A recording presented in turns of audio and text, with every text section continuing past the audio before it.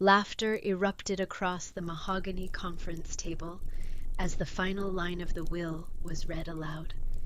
Elara Whitfield had just been handed a crumbling, debt-riddled catastrophe, a condemned factory sinking into a riverbank, while her brother walked away with $80 million.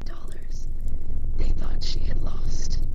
They thought the old man had finally gone senile and played one last cruel joke on the granddaughter who never learned to chase money. They were wrong. Because buried behind 50 tons of rusted cast iron hidden inside a vault that hadn't been opened in 30 years was a secret worth more than everything her family had ever owned, combined a Fabergé egg, lost since 1952, original blueprints signed by Nikola Tesla, and a patent portfolio quietly generating hundreds of millions of dollars for 3 of the largest tech corporations on Earth. Her grandfather hadn't punished her. He had chosen her. And when her brother came to steal it all with a corrupt sheriff, a forged court order, and a GPS tracker bolted to the underside of her car, Elara was ready because Magnus Whitfield never made a bad investment, and he had spent the last 5 years of his life building one final trap for the people he knew would come. This is the story of how a broke, overlooked historian dismantled a Wall Street predator using nothing but a dead man's diary, an antique key, and 15 missing feet of wall. It began as most great fortunes do, with a decision that everyone else thought was insane. The year was 1962. Dwight Eisenhower had just left the White House. The Cuban Missile Crisis was months away from pushing the world to the edge of nuclear annihilation. And in a forgotten valley deep in the Catskill Mountains of upstate New York, a 30-year-old engineer named Magnus Whitfield stood in ankle-deep mud staring at the ugliest building he had ever seen. The Ironwood Steel Works had been dead for 6 years. The owners had gone bankrupt in 1956, victims of cheap foreign imports and a series of catastrophic equipment failures that the insurance companies refused to cover. The county had seized the property for back taxes, and for 6 years nobody had wanted it. The roof leaked. The foundation was cracked. The massive brick smokestack leaned at an angle that made the local fire marshal nervous every time the wind picked up. The real estate agent, a heavy-set man in a sweat-stained shirt, stood beside Magnus and shook his head slowly. "You're buying a pile of rust, Mr. Whitfield. I'm obligated to tell you that the remediation costs alone will eat you alive." Magnus didn't answer. He was looking at something the agent couldn't see. He was looking at the bones of the building, the deep-set foundation stones quarried from local granite, the triple-thickness brick walls designed to contain the heat of a blast furnace, the reinforced concrete sub-basement that had been built to military specifications during the Second World War, when the factory had been quietly converted into a machine shop, producing precision components for the Manhattan Project. Nobody remembered that part. The government contracts had been classified, and after the war the factory had simply gone back to making steel until the money ran out. But Magnus remembered. He had spent 2 years tracking down the original construction records from the Army Corps of Engineers. He knew exactly what this building was capable of holding. "I'll take it," Magnus said. The agent blinked. "The full parcel, 14 acres, including the river frontage. All of it." "Mr. Whitfield, if you don't mind my asking, what exactly are you planning to do with a dead steel factory?" Magnus picked up a piece of rusted iron from the ground. He turned it over in his hands, feeling the weight of it, the density. Iron didn't forget what it was. It could rust, it could corrode, it could sit in the rain for 100 years, but its molecular structure never changed. Beneath every layer of oxidation, the iron remained. "The rust doesn't matter," Magnus said quietly. "It's what's underneath that counts." He signed the papers that afternoon. The purchase price was $11,000. Over the next 6 decades, Magnus Whitfield would transform that $11,000 ruin into something that would eventually be worth more than most countries' annual GDP, but nobody knew that yet.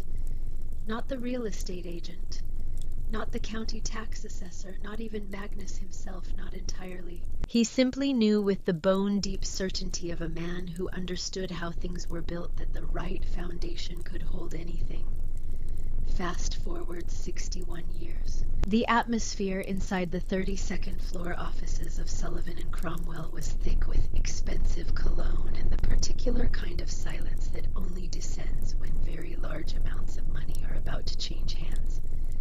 Rain hammered against the floor-to-ceiling windows overlooking Lower Manhattan, but inside the climate-controlled conference room the temperature was a precise 68 degrees. The chairs were Italian leather. The table was quarter-sawn white oak. The water glasses were Baccarat crystal. Harrison Pierce, a senior partner whose hourly billing rate exceeded the monthly mortgage payment on most American homes, sat at the head of the table. He was 65 years old, silver-haired, and possessed the kind of measured calm that came from 4 decades of telling wealthy people things they didn't want to hear. He adjusted his tortoise-shell reading glasses and looked down at the last will and testament of Magnus Whitfield. Magnus had died 3 weeks earlier on a Tuesday morning in October at the age of 91. He had passed quietly in his sleep at his estate in Connecticut, attended by a private nurse and surrounded by the collection of rare books and mechanical curiosities that had defined his later years. The financial press had noted his passing with respectful obituaries that praised his unconventional investment strategies and his legendary eccentricity. The New York Times had called him the last of the post-war industrial titans. But to the 3 people sitting in Harrison Pierce's conference room, Magnus Whitfield's death meant something much simpler. It meant payday. Dominic Whitfield sat at the right side of the table closest to the door. He was 40 years old, broad-shouldered, with the kind of aggressive, restless energy that made the air around him feel slightly pressurized. As a managing director at one of Wall Street's most prominent investment funds, Dominic had spent his entire career converting other people's patience into his own profit. He checked the time on his platinum Patek Philippe, a habit so ingrained it had become a tic, and shifted in his chair with the barely concealed irritation of a man who believed that every minute spent not making money was a minute wasted. Dominic was Magnus's eldest grandchild, born from Magnus's first marriage, a brief, unhappy union that had ended in divorce when Dominic was 7. He had grown up in his mother's world, a world of prep schools and country clubs, and the particular brand of inherited entitlement that comes from being told every single day that you are destined for greatness simply by virtue of your last name. He had never been close to Magnus. He didn't need to be. He just needed the money. Beside Dominic sat Vivian Hale, their cousin, 36 years old, with the polished porcelain beauty of a woman who had turned the maintenance of her own appearance into a full-time occupation. Vivian had spent her entire adult life curating an image of effortless old money, the right handbags, the right charity galas, the right photographs in the right society pages, funded almost entirely by the generous quarterly allowances that Magnus had provided to every member of the extended Whitfield family. She tapped a manicured fingernail against the oak table in a rhythm that suggested impatience, boredom, and supreme confidence all at once. Vivian had already mentally allocated her inheritance. The Napa property would become an Instagram-worthy retreat for influencer weekends. The Swiss accounts would fund a new apartment in the 16th arrondissement. And then there was Ilara. She sat at the far end of the table, as far from the door as possible, as if she had deliberately chosen the seat that would make her the easiest to overlook. She was 34 years old, dressed in a practical tweed blazer that had belonged to her grandfather, and a pair of sensible leather shoes that had seen better days. Her dark hair was pulled back in a simple knot. She wore no jewelry except a thin silver chain around her neck from which hung a small, tarnished compass, another gift from Magnus. As an independent architectural historian and archivist, Ilara occupied a professional niche so obscure that most of her relatives couldn't explain what she did for a living and didn't particularly care to try. She earned a modest income consulting for historical preservation societies and university libraries, cataloging the structural histories of buildings that most people drove past without a second glance. She was by every measure the Whitfield family valued wealth, status, visibility, ambition, the black sheep, the quiet one, the strange girl who preferred dusty blueprints to cocktail parties and who spent her vacations crawling through the basements of condemned buildings instead of sunbathing in the Hamptons. She had not come to Magnus's will reading expecting a fortune. She had come because Magnus was the only person in her family who had ever made her feel like her work mattered. Harrison Pierce cleared his throat. The sound was precise, practiced, and it silenced the room instantly. We are gathered to execute the final testament of Magnus Aldrich Whitfield, dated March the 14th of this year, witnessed and notarized in accordance with the laws of the state of New York. He paused, letting the formality settle. I will now read the specific bequests. Dominic leaned forward almost imperceptibly. Vivian's fingernail stopped tapping. To my eldest grandson, Dominic Whitfield. Harrison read, his voice flat and professional, devoid of any inflection that might suggest approval or disapproval. I leave my primary investment portfolio, including the controlling shares of Whitfield Consolidated Industries, the diversified holdings managed through Vanguard and Berkshire Hathaway, and the deed to the penthouse residence at 15 Central Park West. The room seemed to exhale.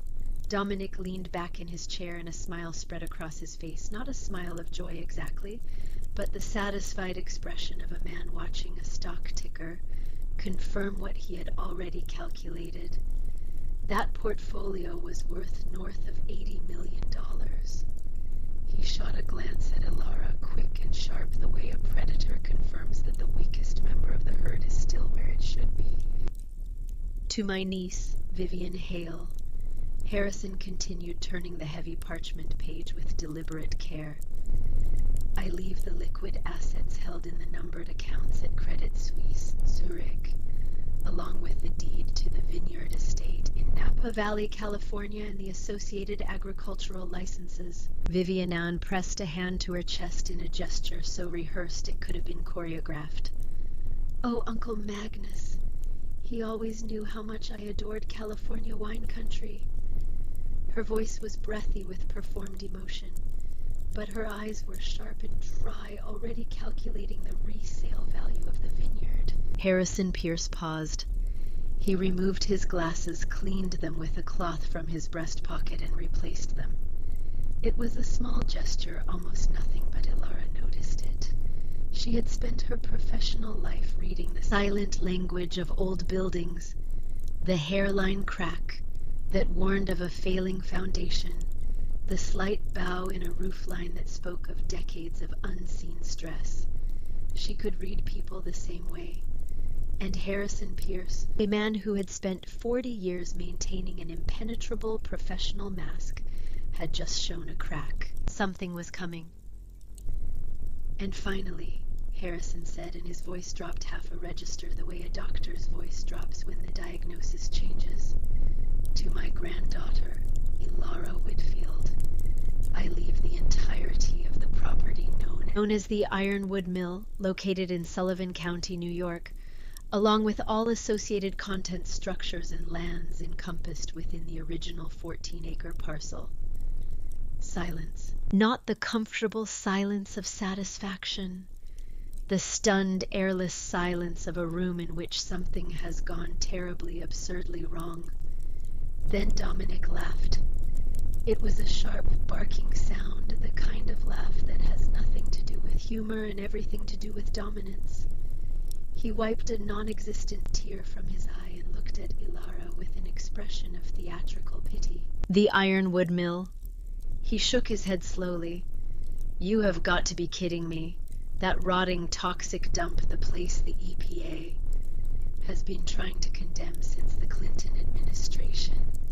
Vivian covered her mouth with her hand, but her eyes were bright with cruel amusement. Isn't that the abandoned factory up in the mountains, the one with the collapsing roof? I thought the county was going to demolish it. Ilara felt the blood leave her face. She knew the ironwood mill. She had been there twice as a child during those long summers with Magnus. She remembered the massive brick walls, the rusted machinery, the smell of damp earth and old iron. She remembered Magnus walking through the cavernous ground floor with a flashlight pointing out the original foundation stones with the reverence other men reserved for cathedral architecture. She also remembered the rumors, the environmental contamination, the structural failures, the decades of neglect. Harrison Pierce was not finished. There is an addendum to this bequest, he said, and his tone shifted again, becoming the careful, measured voice of a man delivering information he knew would cause pain, but was legally obligated to disclose. The property is transferred with its current liabilities. As of the date of Mr. Whitfield's death, the Ironwood Mill has accrued $250,000 in unpaid property taxes, municipal fines, and county environmental assessment fees. By accepting this inheritance, Miss Whitfield assumes personal responsibility for the full outstanding balance.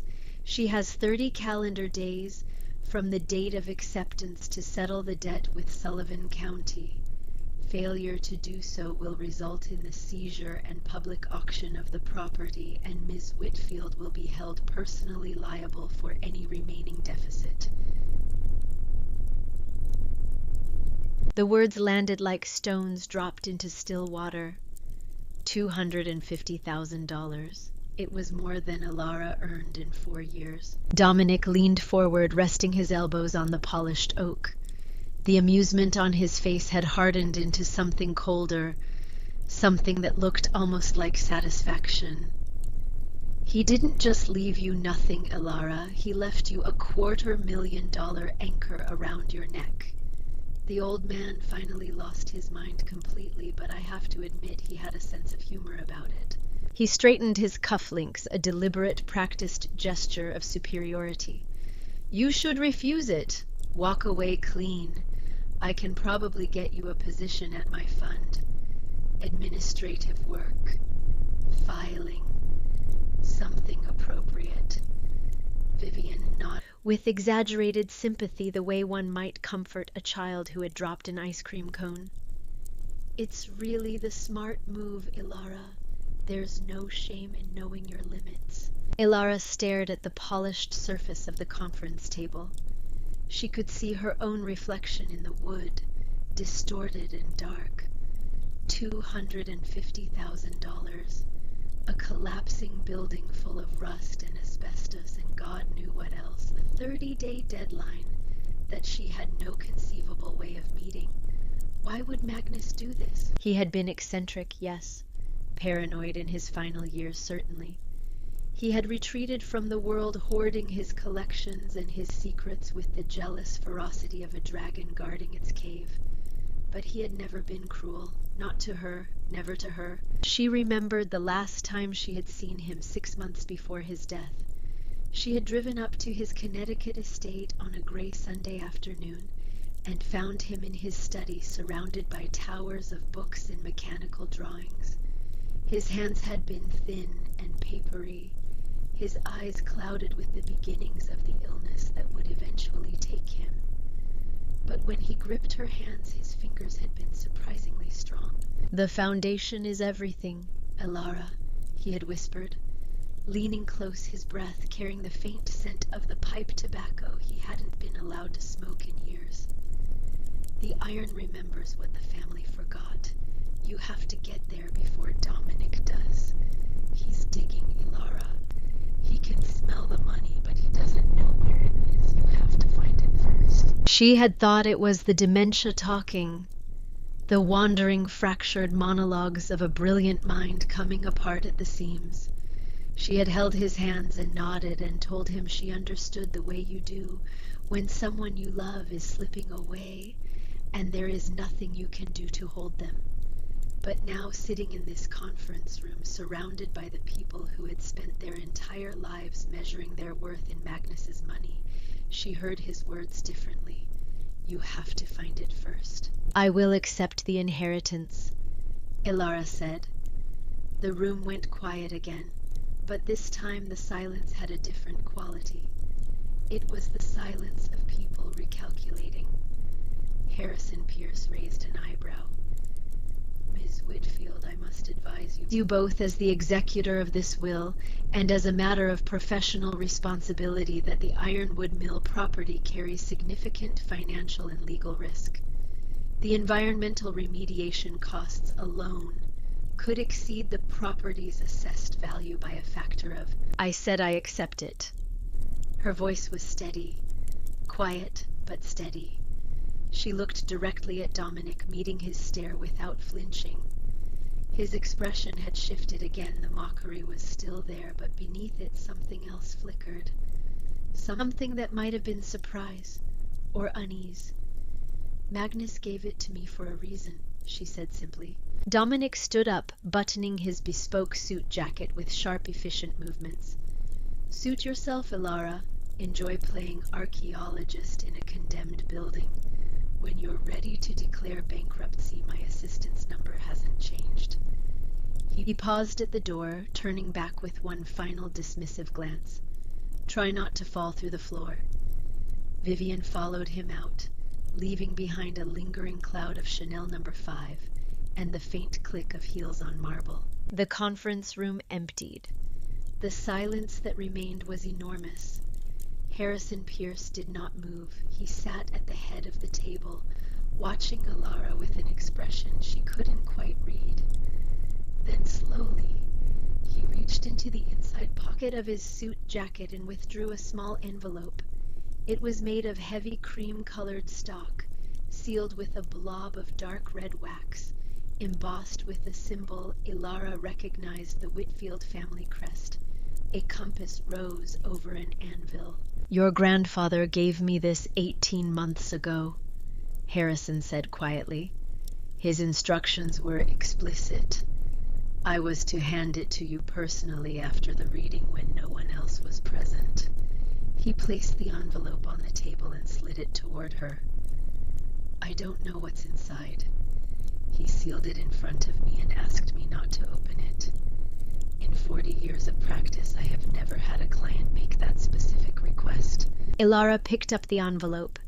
It was lighter than she expected. She broke the wax seal and opened it. Inside were 2 items. The first was a photograph, old and slightly yellowed, printed on the thick photographic paper of the 1980s. It showed a young girl, Ilara, maybe 12 years old, standing in front of the Ironwood Mill. She was smiling, squinting against the summer sun, holding a clipboard and a tape measure. Beside her stood Magnus, tall and lean in his work clothes, one hand resting on her shoulder, the other pointing at the building behind them as if explaining something important. Ilara turned the photograph over. On the back, in Magnus's distinctive handwriting, the sharp, angular script of an engineer who had learned penmanship with a drafting pencil, were 2 lines. The iron remembers. Start with the foreman's clock. M. The second item was a key, small, old-fashioned, made of dark iron. It didn't look like a door key. It looked like it belonged to a chest or a strongbox or something she hadn't encountered yet. Ilara held the key in her palm. It was surprisingly heavy for its size, as if the metal it was made from was denser than ordinary iron. Mr. Pierce, she said. Did my grandfather say anything else, anything at all? Harrison Pierce stood gathering his papers. He paused, and for a moment the professional mask slipped just enough for Ilara to see the man behind it, an old lawyer who had known Magnus Whitfield for 30 years, and who perhaps understood more than he was authorized to disclose. He said one thing, Harrison replied. He said she'll know what to do. She's the only one who ever listened. He nodded once, a gesture of finality, and left the room. Elara sat alone in the empty conference room for a long time. The rain had intensified, sheets of water streaming down the windows, blurring the lights of lower Manhattan into a smeared watercolor of gold and white. She held the photograph in one hand and the iron key in the other, and she felt the weight of what she had just done settle onto her shoulders like a physical thing. She had accepted a $250,000 debt. She had 27 days. The reading had consumed 3 of her 30 to find money she did not have in a building she had not visited in over 20 years, based on nothing but a dead man's cryptic instructions and the stubborn, irrational belief that her grandfather had never made a bad investment. But as she stood and gathered her coat, a practical worn trench coat that Vivian would have used as a dust rag, she noticed something she had missed in the chaos of the reading. Through the conference room window, 32 floors below, she could see the street where Dominic's black town car was idling at the curb. Dominic was standing beside it, phone pressed to his ear. Even from this height, even through the rain, she could read his body language. He was agitated. His free hand was chopping the air in short, aggressive gestures. He was giving orders to someone. And as she watched, Dominic glanced up, not at her window specifically, but in the general direction of the building, as if checking to make sure he wasn't being observed. It was a furtive, guilty gesture, the gesture of a man who was already making moves. He can smell the money, but he doesn't know where it is. Elara folded the photograph carefully and placed it along with the iron key in the inside pocket of her blazer close to her heart. Then she walked out of Sullivan and Cromwell into the rain and began the longest drive of her life. The drive to the ironwood mill took 4.5 hours, winding north through the gray, rain-soaked sprawl of the interstate, before veering west into the increasingly rural landscape of Sullivan County. The highway gave way to 2-lane state roads. The state roads gave way to county routes marked with faded green signs. The county routes gave way to unmarked gravel tracks that wound through dense stands of hemlock and white pine, the trees pressing close on either side like the walls of a narrowing corridor. Elara's 10-year-old Subaru handled the rutted roads with the patient, uncomplaining endurance of a vehicle that had long since accepted its station in life. The wipers beat a steady rhythm against the windshield, and the heater rattled like a tin can full of bolts. And somewhere around the 3rd hour, the radio signal died entirely, leaving nothing but static and the sound of rain. She used the silence to think. $250,000. She had exactly $9,200 in her savings account. She owned no property, no stocks, no bonds, no assets of any kind that a bank would consider collateral. Her annual income from consulting work averaged $58,000 before taxes. She had no rich friends. She had no connections to anyone who could or would lend her that kind of money. Even if the mill contained something valuable, and that was an enormous, if she had no way of knowing what it was, where it was, or how to convert it into $250,000 in less than a month, the logical move, the rational move, the move that Dominic and Vivian and Harrison Pierce and every sensible person in the world would tell her to make, was to turn the car around, drive back to Manhattan, and file a formal refusal of the inheritance. Elara did not turn the car around. She kept driving deeper into the gray, forgotten heart of upstate New York, following a dead man's instructions toward a building that the rest of the world had written off as a ruin. She arrived at dusk. The ironwood mill materialized out of the rain and the gathering darkness like something from a Gothic novel. It was enormous, far larger than she remembered from those childhood summers.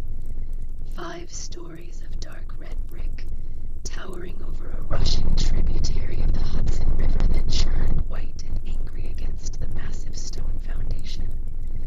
The building stretched along the riverbank for what seemed like an impossible distance, its footprint suggesting an era when factories were built with the ambition and permanence of cathedrals. Half the windows were shattered, their frames holding jagged teeth of broken glass that caught the last gray light of the dying afternoon.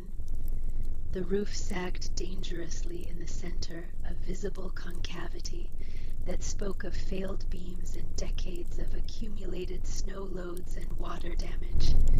Thick choking vines, Virginia creeper and poison ivy, and something darker that might have been nightshade crawled up the masonry like veins on an old man's hands. A faded hand-painted sign above the loading dock, barely legible beneath decades of weather and neglect, read iron, wood, Industrial Works East Each in 92, Elara pulled the Subaru onto the overgrown gravel driveway and killed the engine. She sat for a moment listening to the rain drum on the roof, staring at the monstrous silhouette of her inheritance. It was without question the most depressing thing she had ever seen. She got out, pulled up the hood of her coat and walked to the side entrance, a heavy iron door set into the brick at ground level. The padlock was massive, old-fashioned, the kind of industrial hardware that belonged in a museum of early American manufacturing. She pulled out the ring of keys that Harrison Pierce had given her with the transfer documents and found the one that fit. The lock resisted, then yielded with a grinding protest that echoed off the surrounding hills. The hinges screamed as she pushed the door open, the sound sharp and almost animal in the wet silence of the valley. A smell rolled out to meet her, damp earth motor oil, the sweet chemical tang of rust, and beneath it, all the deep, patient odor of decades of undisturbed dust. It was the smell of a place that had been sealed and forgotten, a place where time had simply stopped and begun to rot. Inside the darkness was absolute. Elara clicked on a heavy-duty flashlight, the good one, the 1200 lumen model she used for basement surveys, and the beam cut through the floating galaxies of dust motes like a searchlight punching through fog. The cavernous ground floor was a graveyard of industrial machinery. Rusted looms from the building's original life as a textile factory. Massive iron gears and flywheels from its conversion to a steelworks. Decaying wooden crates stacked haphazardly to the ceiling, their contents unknown, their labels rotted into illegibility. A rat the size of a man's shoe skittered across a beam overhead and vanished into the shadows. It looked exactly like what everyone said it was, a worthless, toxic, collapsing hoarder's den, a liability in brick and iron, a monument to senility and poor judgment. For one terrible, vertiginous moment, doubt consumed her. Standing alone in the dark, surrounded by the rusted remains of a dead man's obsessions, listening to the rain find its way through 100 holes in the roof, Elara felt the full crushing weight of what she had done. She had just signed away whatever modest financial stability she possessed. She had taken on a debt that would follow her for the rest of her life. She had done it on the basis of a photograph, a cryptic message, and a key that opened nothing she could find. Had Magnus truly lost his mind at the end? Had the dementia consumed him completely, turning his final act into nothing more than a confused, cruel accident? Had she mistaken senility for strategy, and was she now standing in the middle of her own financial grave? She closed her eyes. She breathed. She smelled the iron. Then she opened her eyes, lifted her flashlight, and went to work. The first 3 days were brutal. Elara established a base camp of sorts in the least damaged section of the ground floor, a small area near the foreman's office that still had an intact roof and a concrete floor relatively free of debris. She slept in the Subaru at night, cocooned in a sleeping bag, eating canned soup heated on a camping stove set up on the loading dock. She rationed her supplies carefully. She had brought enough food for a week, and she couldn't afford to waste money on restaurants in the nearest town, which was 23 miles away. During the days she worked, she cleared paths through the debris, wearing a respirator mask and heavy work gloves, moving rusted machinery and sodden crates, with the methodical patience of someone who understood that old buildings revealed their secrets slowly, layer by layer, like archaeological sites. She found the foreman's office on the second day. It was a small partitioned room at the back of the ground floor, walled off from the main factory space by plasterboard that had mostly collapsed. The room contained a battered metal desk, 3 filing cabinets, and a calendar from 1987 still pinned to the wall, its pages curled and spotted with mold. She searched the filing cabinets first. They were filled with water-damaged receipts, shipping manifests, tax records from the 1970s, bureaucratic debris that told her nothing except that the ironwood mill had been slowly dying for a very long time. She found mold. She found mouse droppings. She found a petrified ham sandwich in the bottom drawer of the desk that might have been left there during the Reagan administration. She did not find anything worth $250,000. On the third night, exhausted and discouraged, she sat in the Subaru with the engine running for heat and checked her mail on her phone. The county tax assessor had already sent her a final notice. The letter was polite, bureaucratic, and utterly merciless. She had 27 days remaining. She stared at the photograph of herself in Magnus, taken 22 years ago, standing in front of this same building. A 12-year-old girl with a clipboard and a tape measure, learning to read the bones of old buildings from a man who saw beauty in things everyone else had thrown away. Start with the foreman's clock. She had found the foreman's office, but she hadn't found a clock. On the morning of the 4th day, Ilara went back into the office with fresh eyes. She had been looking for documents, for papers, for the kind of evidence that an archivist naturally gravitates toward. She hadn't been looking at the room itself. She stood in the center of the small space and turned slowly, examining every surface.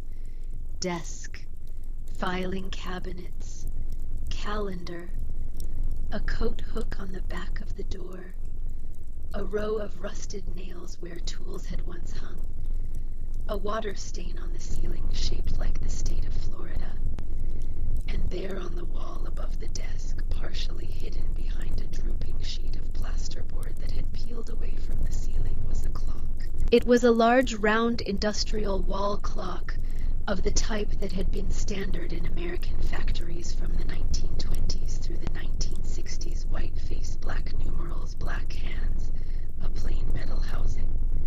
It was bolted to the wall, not hanging from a nail, which was unusual, and its hands were stopped at 4:14, 4:14. Ilara pulled the plasterboard away and examined the clock more closely. The glass was intact but yellowed with age. The hands were frozen in place. She tried the winding mechanism on the back. It wouldn't turn. The clock wasn't just stopped. It had been deliberately locked. She reached for a screwdriver from her toolkit and carefully removed the 4 bolts securing the clock to the wall. It came away with difficulty, leaving 4 dark circles on the plasterboard where the bolt heads had been. Behind the clock, cut into the wall itself, was a cavity. It was small, perhaps 12 inches square and 6 inches deep. The edges were clean and precise, not hacked or improvised, but carefully constructed, the work of someone who knew how to cut into a wall without compromising the surrounding structure.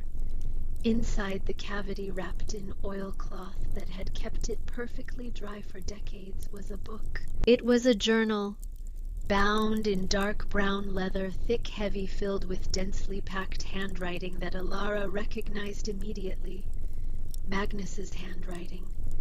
The sharp, angular script of a draftsman, every letter precise, every line ruler straight.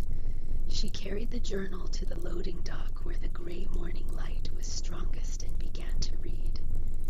The first entry was dated November 3rd, 1971.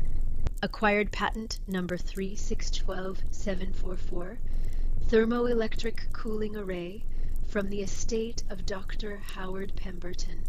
Pemberton died in poverty in a boarding house in Newark.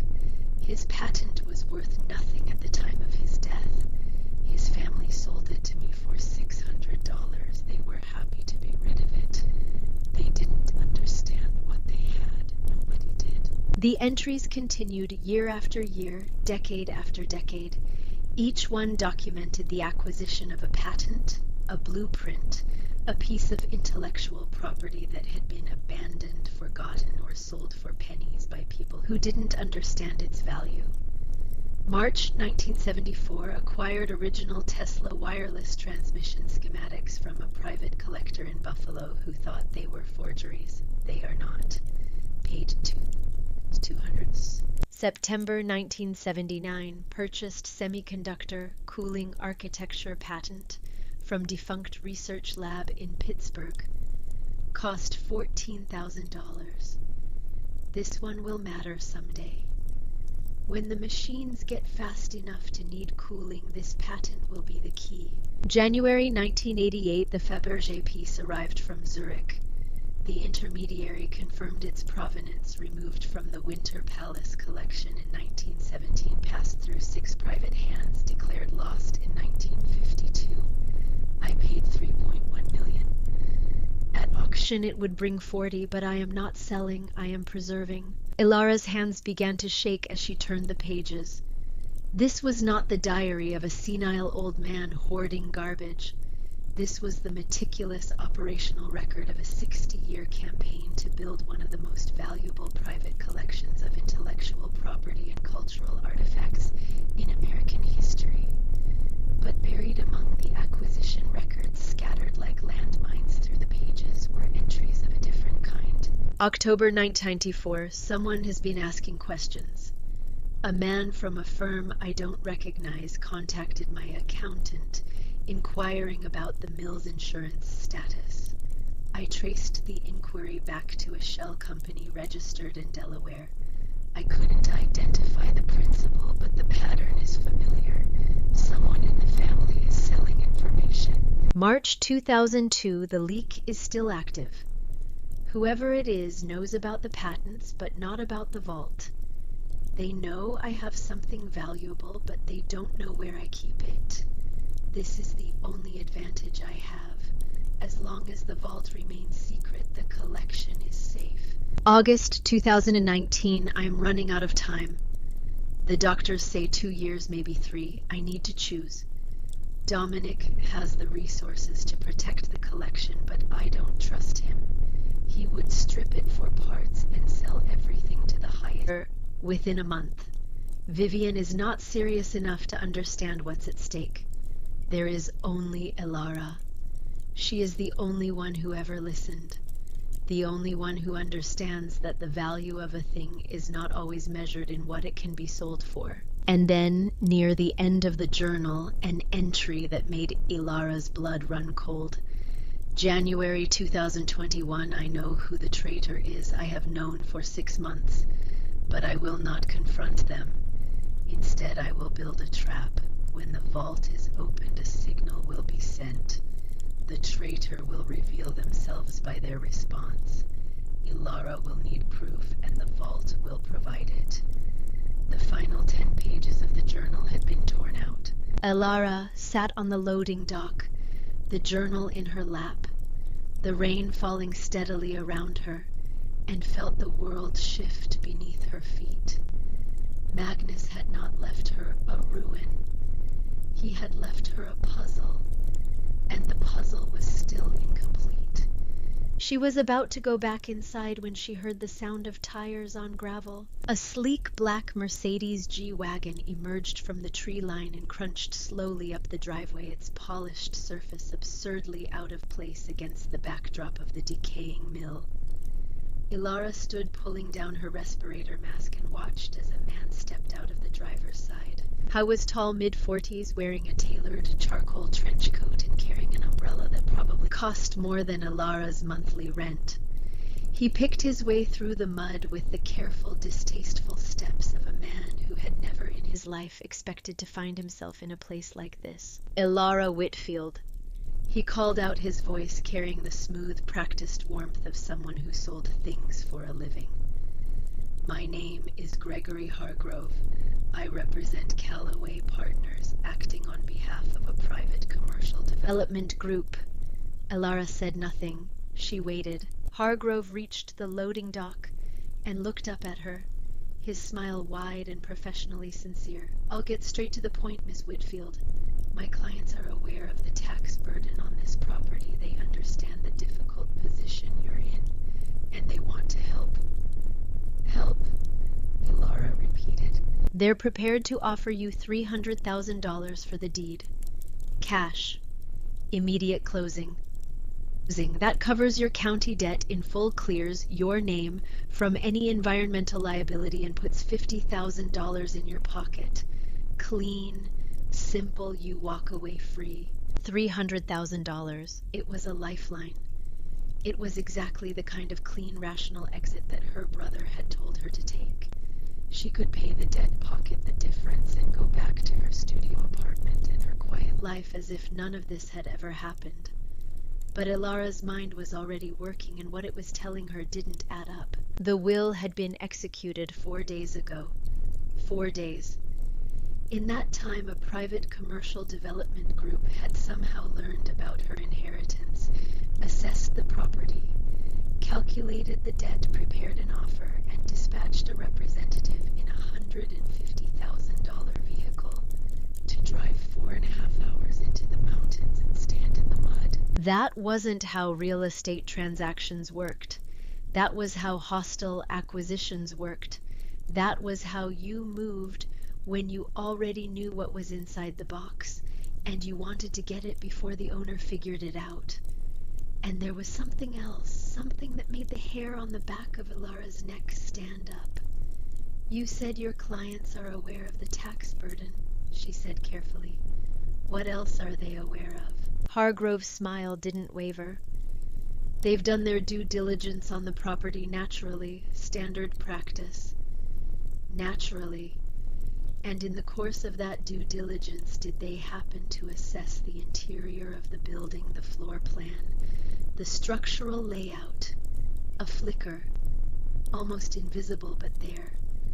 Hargrove's smile tightened by perhaps 2 millimeters. "They have access to the county records, of course. Building permits, historical surveys, all public information. But the county records didn't include the interior layout." Ilara knew this because she had checked. The original 1892 blueprints had never been filed with the county. They were in the foreman's office, where she had found them 3 days ago. The only way Hargrove's clients could know the internal floor plan was if someone had given it to them. Someone who had been inside the building. Someone with access to Magnus's private records. Dominic. It had to be Dominic. Her brother was using a proxy to buy the mill out from under her before she could discover what Magnus had hidden inside. He didn't know exactly what was there. If he did, he would have demanded it in the will reading, but he suspected enough to move fast. Fast enough to get a corporate shark into the mud within 96 hours. "Who is the developer?" Ilara asked. "A private LLC. They prefer to remain anonymous. They have an interest in historical property restoration." Hargrove's voice was smooth, too smooth, the kind of smooth that comes from rehearsal. "Tell your clients the property is not for sale," Ilara said. Her voice was quiet, but it had an edge that surprised even her. "And tell them that the next time they send someone to my land, I'll have the Sullivan County Sheriff's Office escort them off it." Hargrove's smile vanished. Underneath it was something harder, something that looked like genuine irritation. Or maybe warning. "You're making a mistake, Miss Whitfield. This building is a tomb. Stay here long enough, and it will bury you." He turned and walked back to the Mercedes, his expensive shoes squelching in the mud. The engine roared, the tires spun, and the black vehicle fish-tailed down the gravel drive and disappeared into the trees. Ilara stood on the loading dock, rain dripping from the hood of her coat, and felt something change inside her. The doubt that had been gnawing at her since the reading, the quiet, persistent voice that whispered she had made the worst decision of her life went silent. In its place was something else. Something that felt like the click of a combination lock falling into place. Not the answer. Not yet. but the certainty that the answer existed and that she was standing in the right place to find it. If someone wanted this rotting mill badly enough to send a corporate shark into the mountains in the rain 4 days after the ink was dry on the will, then there was something here, and Ilara was going to find it. She went back inside, picked up Magnus's journal, and turned to the entry about the vault. As long as the vault remains secret, the collection is safe. She didn't know where the vault was. She didn't know how to open it. She didn't know if what was inside would be enough to save her. But she knew how to read a building. She knew how to listen to the language of old structures, the way a wall told you where it had been altered, the way a floor revealed the ghost of a removed partition, the way the bones of a building remembered every change that had ever been made to its body. Magnus had taught her that 22 years ago in this same building with a clipboard and a tape measure and infinite patience. She picked up her laser measure, spread the original 1892 blueprints across the makeshift table in the foreman's office, and began the most important architectural survey of her life. The clock on the wall was gone, its 4 bolts removed, its secret claimed, but its hands frozen at 4:14 had already pointed her toward the truth. April 14th, the date the Titanic went down, the date Magnus's father won a poker hand that kept him off the ship and won him the seed money that would build a dynasty. She didn't know it yet, but she would. The iron remembers. And Ilara Whitfield was about to remember everything. On the morning of the 5th day, Ilara Whitfield stopped looking for treasure and started listening to the building. It was a shift in methodology that would have been invisible to anyone watching. She still carried the same laser measure, still wore the same respirator.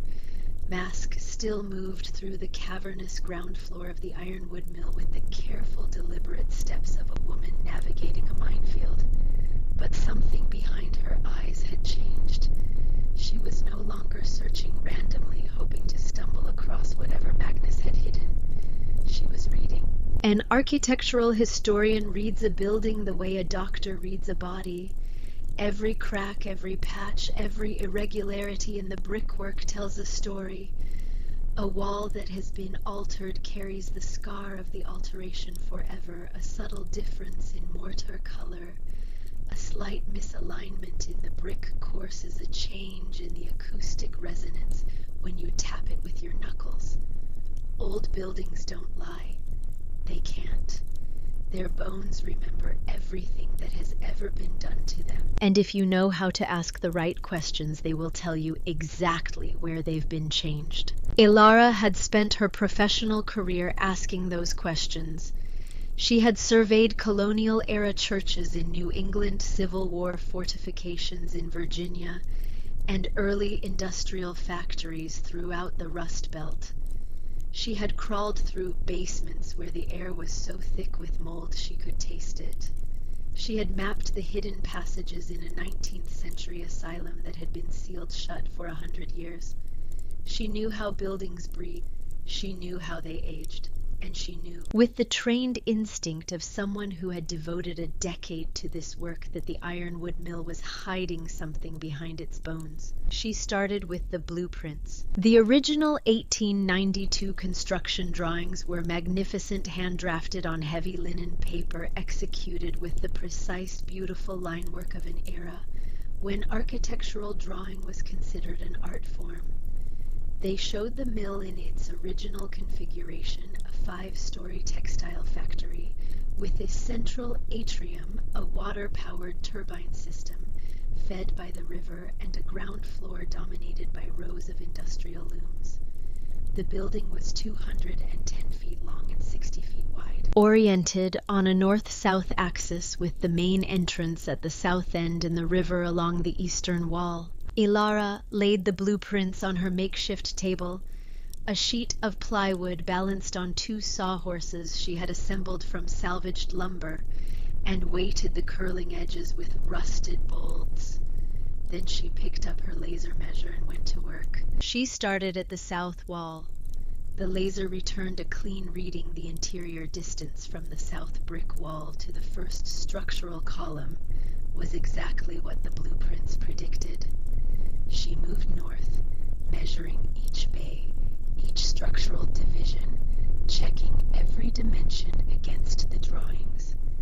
Bay 1 correct, Bay 2 correct, Bay 3, 4, 5, 6 all correct within the normal tolerance of a 130-year-old building.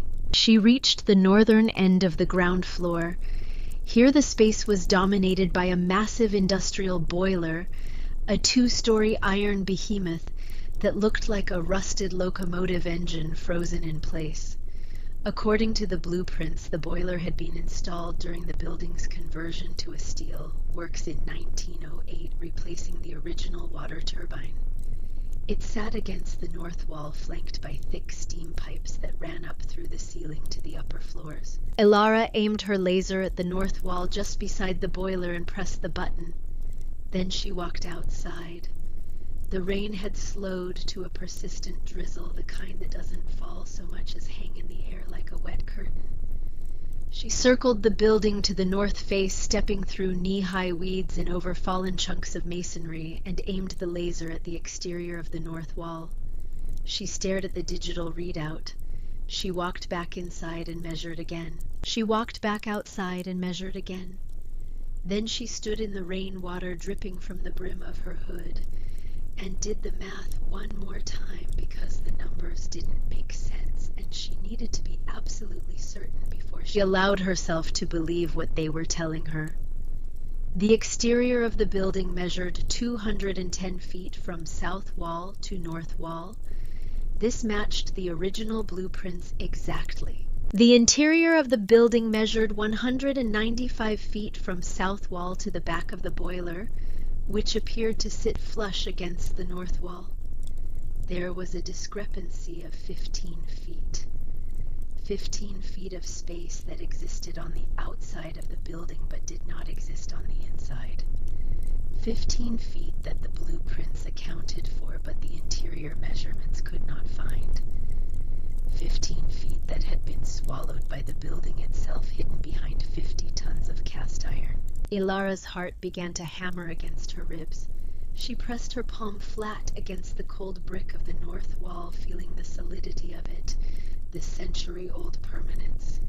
But permanence was an illusion. She knew that. She had spent her career proving that buildings changed, that walls moved, that spaces appeared and disappeared according to the needs and secrets of the people who built them. Somewhere behind that boiler, 15 feet of the ironwood mill had been erased from the visible world. But Elara did not go straight to the boiler. She made a mistake first. It was an honest mistake, the kind of error that comes from expertise rather than ignorance.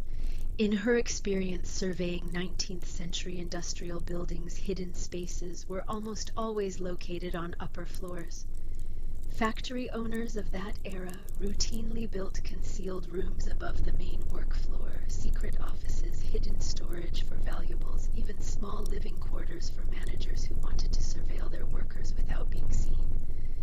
The hidden space was almost always above. Because heat rose, because upper floors were harder to access, because the sheer weight of industrial machinery on the ground floor made structural modification difficult. So instead of examining the boiler, Elara spent 2 full days on the second floor of the mill searching for the missing 15 feet from above.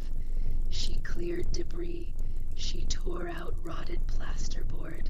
She measured and remeasured, tapping walls and listening for the telltale hollow resonance that would indicate a void. She found nothing. The second floor was exactly what it appeared to be, a vast empty space filled with decaying machinery and the droppings of 1,000 pigeons. On the evening of the 6th day, exhausted, filthy, and running dangerously low on supplies, Elara sat on the loading dock with her back against the brick wall and stared at the darkening sky. Her muscles ached. Her lungs burned from the dust despite the respirator. She had a shallow cut on her left forearm from a piece of jagged metal she hadn't seen in the darkness, and it throbbed with a dull, insistent pain. 24 days remaining, $9,200 in her bank account, no leads, no allies, no plan. She had been wrong about the second floor. 2 days wasted, 2 days she couldn't afford to lose. For the first time since she had accepted the inheritance, Ilara allowed herself to consider the possibility that she was going to fail. Not the abstract intellectual consideration she had entertained on the first night, but the real gut-level reckoning with defeat. She was going to lose the mill. She was going to be saddled with $250,000 in debt. She was going to spend the next decade, maybe the next 2 decades, working off a liability she had voluntarily walked into, all because she had believed in the cryptic ramblings of a dying old man. Dominic had been right. She was playing archaeologist in a condemned building, and the building was winning.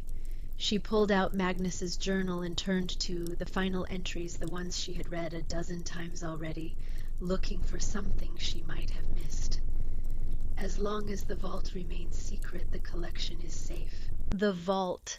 He kept calling it a vault, not a room, not a space. A vault. The word implied something specific, something engineered, something deliberately constructed to protect its contents. Vaults weren't built into upper floors. They were built into foundations. They were built low where the structural load could be distributed across solid ground. They were built where the earth itself served as insulation, as protection, as a final line of defense against intrusion. They were built on the ground floor, behind the boiler. Ilara closed the journal. She had been applying her expertise correctly, but looking in the wrong direction. The missing 15 feet weren't above. They were behind the 50-ton iron monster that everyone, including her, had assumed was nothing more than a piece of dead industrial equipment bolted to the north wall. She needed help, not to do the work that she would do herself, but to find the man who had done the work originally. She went back inside, retrieved the journal, and turned to an entry she had skimmed past without giving it proper attention. April 1986, the vault construction is complete. FM has done extraordinary work. The boiler mechanism functions perfectly. I have compensated him generously and secured his discretion. He is the only living person besides myself who knows the vault exists. FM, 2 initials. Ilara had noted them on her first reading, but hadn't pursued them focused as she had been on the descriptions of the collection itself. Now she went back through the journal page by page, looking for every mention of FM. She found 6 references in total scattered across 15 years. March 1983, FM began the foundation work today. He asks no questions, the good man. November 1984, FM has sourced the hydraulic components from a demolition site in Scranton. Military surplus, built to last. April 1986, construction complete. June 1992, FM visited to inspect the mechanism, all systems functioning. Hai is aging. I worry about what happens when he can no longer maintain the equipment. December 2003, sent annual payment to FM at the Beacon address. He is retired now, but our arrangement continues. August 2016, visited FM at the care facility. His mind is fading, but when I mentioned the mill, his eyes sharpened. Some things the body remembers, even when the mind forgets. The Beacon address, a care facility. FM was still alive, or had been at least 7 years ago. Ilara spent 2 hours that night in the Subaru, using her phone's weak cellular signal to search public records. She cross-referenced the Ironwood Mill's employment history fragments, of which she had found in the filing cabinets with residential records in Beacon, New York, a small city on the Hudson River about 45 minutes south of the mill. She found him. The employment records listed a name, Walter Sefton.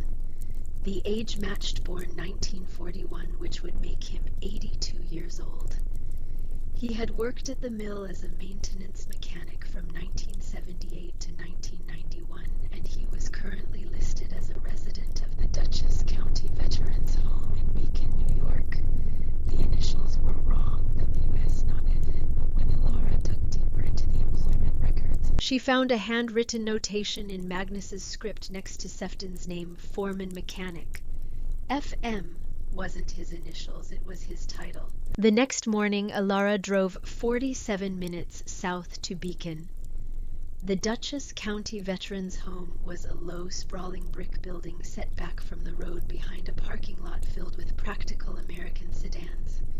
Inside, it smelled of institutional cleaning products and reheated food and the particular kind of quiet that settles over places where time has become largely theoretical. Elara found Walt Sefton in the day room, sitting in a wheelchair near a window that overlooked a small garden. He was a big man, big-framed at least, though age and illness had hollowed him out, so that his flannel shirt hung from his shoulders like a flag from a pole. His hands resting on the arms of the wheelchair were enormous, scarred and knotted with arthritis, the hands of a man who had spent 50 years working with metal and machines. His eyes were the problem. They were pale blue, watery, and they drifted not quite focused on anything, sliding from the window to the television mounted on the wall, to the middle distance, and back again, with the slow, untethered movement of a mind that had lost its moorings. Mr. Sefton. Elara pulled up a plastic chair and sat down across from him, keeping her voice gentle. My name is Elara Whitfield. I'm Magnus Whitfield's granddaughter. Nothing. The pale eyes drifted past her face. I've inherited the ironwood mill, she continued. Magnus left it to me. I found his journal. I know about the work you did for him. Still nothing. A nurse walked past, pushing a medication cart with a squeaky wheel. Elara tried a different approach. She pulled out the photograph, the one from the envelope, the 12-year-old girl standing in front of the mill. She held it in front of Walt's face. This is me 22 years ago. Magnus took this picture. He used to take me to the mill in the summers and teach me how to read buildings. He said you were the best mechanic he ever worked with. She didn't know if that last part was true. She said it anyway because she was running out of time and because sometimes the things people most need to hear are the things that unlock them. Walt Sefton's eyes stopped drifting. They fixed on the photograph with a sudden startling intensity, like a searchlight finding its target after sweeping a dark sky. His lips moved. No sound came out, but Elara could read the shape of the word. Magnus. Yes, she said, leaning forward. Magnus. He left the mill to me. But I need your help, Mr. Sefton. I found the boiler. I know it's not really a boiler, but I can't get in. Walt's hands tightened on the arms of the wheelchair. His knuckles went white. When he spoke, his voice was a dry, papery rasp, like the sound of old blueprints being unrolled. The boiler doesn't heat. I know, Elara said. It's a door. His eyes were fully focused now, locked on hers with an intensity that was almost alarming. I poured the tracks myself 3 times. He made me pour them 3 times because the tolerances had to be perfect. 1/4 inch over 30 feet. Do you know how hard that is? Try pouring concrete to 1/4 inch tolerance over 30 feet and see how you like it. Despite everything, the exhaustion, the fear, the weight of a $250,000 debt, Elara almost smiled. The pride in his voice was unmistakable. Whatever else the years had taken from Walt Sefton, they had not taken his pride in his work. How does it open? She asked. The gauge on the main pressure valve. It's not a gauge. He raised one trembling hand and made a turning motion. It's a diebold, hidden. Looks like a pressure reading, but it's a combination dial. Magnus designed the camouflage himself. Even I couldn't tell the difference from 10 feet away, and I installed the damn thing. What's the combination? Walt's eyes clouded. His hand dropped back to the wheelchair. Numbers. He told me once. They were dates. He used dates for everything. Important dates. I can't remember which. His focus was fading. Elara could see it happening in real time, the clarity withdrawing like a tide, the pale eyes beginning their slow, purposeless drift again. She reached out and put her hand over his. It's okay, Mr. Sefton. You've helped me. You've helped me more than you know. But Walt wasn't finished. His hand turned under hers and gripped her fingers with surprising force. His eyes sharpened one last time, and when he spoke, his voice carried a weight that had nothing to do with mechanical engineering. Be careful, girl. There was a man, 2 weeks ago, maybe 3, came in here asking about the mill, wearing a suit that cost more than my first car. He wanted to know about the layout, the floor plan, what was inside. Ilara's blood went cold. What did you tell him? Nothing. I'm not stupid. I told him I had dementia and I couldn't remember my own name. A ghost of a smile crossed Walt's face, the dry, defiant smile of a man who had spent a lifetime being underestimated and had learned to use it as a weapon. But he'll be back. Or someone like him. They always come back. Ilara drove the 47 minutes back to the mill in a state of electric focus.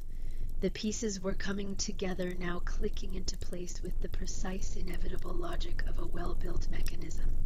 The boiler was a door. The pressure gauge was a combination lock. The combination was a date. And someone almost certainly working for Dominic had already been looking for the same information. She was in a race, and she hadn't known it until now. Back at the mill, Ilara squeezed through the narrow gap between the boiler and the surrounding crates. It was a claustrophobic passage, barely wide enough for her shoulders, the cold iron pressing against her on one side, and the damp wood of stacked crates on the other. Her flashlight beam cut through the dense, oily darkness. She found the pressure gauge on the main valve assembly, a round brass-rimmed dial about 6 inches in diameter mounted at chest height on the boiler's western face. At first glance, it looked exactly like every other industrial gauge she had ever seen. White face, black markings, a needle that pointed to 0. But when she wiped away a thick layer of grease and soot, she felt what Walt Sefton had described. The dial moved, not like a gauge needle responding to pressure, but like a combination lock, smooth mechanical clicking faintly at each number. And they're almost entirely worn away by time and grime stamped into the brass housing around the perimeter of the dial were the faded remnants of a logo. 2 words barely legible, Diebold Nixdorf. Her grandfather had taken a 50-ton cast iron boiler and turned it into the locking mechanism of a vault door. Ilara placed her fingers on the cold steel of the dial. Her heart was beating so hard she could feel it in her fingertips, each pulse ringing against the metal like a tiny hammer. The combination was a date. Agnes used dates for everything. Important dates. But which date? She thought about the entries in the journal, the acquisitions, the milestones, the moments that had built the Whitfield empire brick by brick, patent by patent, secret by secret. November 9th, 1989. The fall of the Berlin Wall. The date Magnus had finalized the purchase of a dozen dismantled Soviet-era space patents. It had been one of his most profitable investments, eventually netting him a fortune when the patents were licensed to American aerospace companies in the late 90s. Ilara turned the dial. Right to 11, left to 9, right to 89. She held her breath. Nothing happened. The boiler sat in silent, immovable darkness, 50 tons of rusted iron that had not moved since the Truman administration. No click. No hum, no mechanical response of any kind. Wrong combination. Ilara exhaled slowly and released the dial. She closed her eyes, forcing herself to think. Magnus was a man of patterns. He despised randomness and revered the concrete certainty of historical milestones. But the Berlin Wall date was a public milestone, a date that belonged to the world, not to Magnus personally. For his most private sanctuary, the place where he had hidden the accumulated work of 60 years, he would use something more personal. Something that belonged to the Whitfield family alone. She cleared the dial and tried again. Magnus's birthday, July 7th, 1932. Right to 7. Left to 7. Right to 32. Nothing. 2 failed attempts. And as the dial returned to its resting position for the second time, something changed. A small red light, no larger than the head of a nail recessed into the iron casing of the boiler just below the gauge, began to blink. Slowly, steadily, on, off, on, off. A tiny ruby pulse in the darkness, beating like a mechanical heart. Ilara stared at it. That light had not been blinking before. 2 failed attempts had activated something, an alarm, a sensor, a failsafe of some kind. She didn't know what it did. She didn't know who it reported to, but she knew with a gut-level certainty that bypassed rational analysis entirely that she had just set a clock ticking. Whatever this alarm was connected to, it was telling someone that the vault had been found. She had one more chance, maybe 2. But the window was closing, and somewhere out there someone had just received a signal. Ilara stepped back from the boiler. She leaned against a stack of crates and forced herself to breathe. Panic would not help her. Speed would not help her. Only the right answer would help her, and the right answer was locked inside the mind of a dead man. She pulled out the photograph, the 12-year-old girl, the old man pointing at the building, and on the back in Magnus's handwriting, "The iron remembers. Start with the foreman's clock. The foreman's clock. Its hands frozen at 4:14, 4:14. She had read it as a time. But Magnus didn't think in times. He thought in dates. 4:14 could be a date. The 4th month, the 14th day. April 14th. April 14th. What happened on April 14th? The answer came to her not as a thought, but as a memory. She was 12 years old, sitting on the loading dock of this very building, eating a peanut butter sandwich while Magnus sat beside her, smoking his pipe and telling stories. "My father should have died on the Titanic," Magnus had said, his voice carrying the weight of a man recounting sacred family mythology. He had a ticket. Steerage class, but a ticket nonetheless. The night before the sailing, April 13th, 1912, he got into a poker game in a Southampton pub. He won 3 hands in a row. The stakes got higher. By midnight, he had won more money than he had ever seen in his life, enough to start a business, enough to change everything. But the game ran late, and he missed the boarding. He stood on the dock and watched the Titanic pull away without him. Magnus had paused, tapping his pipe against the brick. 2 days later, the ship hit an iceberg and sank. 1,500 people died. My father lived because he was too stubborn to fold a winning hand. And the money he won that night, $240, became the seed capital for the Whitfield family. Everything we have, everything we are, started with a poker game and a ship that went down. April 14th, 1912. The sinking of the Titanic. The day the Whitfield dynasty was born, not from tragedy, but from the stubborn refusal to walk away from the table. Ilara returned to the dial. She placed her fingers on the cold steel. She could feel the blink of the red alarm light reflecting off her hands, a steady pulse urging her to hurry. She did not hurry. She turned the dial with the precise, deliberate care of a woman disarming a bomb. Right to 4, April. Left to 14, the 14th. Right to 12, 1912. For a fraction of a second, nothing happened. The silence was so complete that Elara could hear the blood rushing in her own ears, the drip of water from the ceiling somewhere behind her, the distant sound of the river churning against the foundation stones. Then she heard it. Click. Not a small sound. Not the polite, contained click of a household lock. This was a deep, heavy, mechanical sound.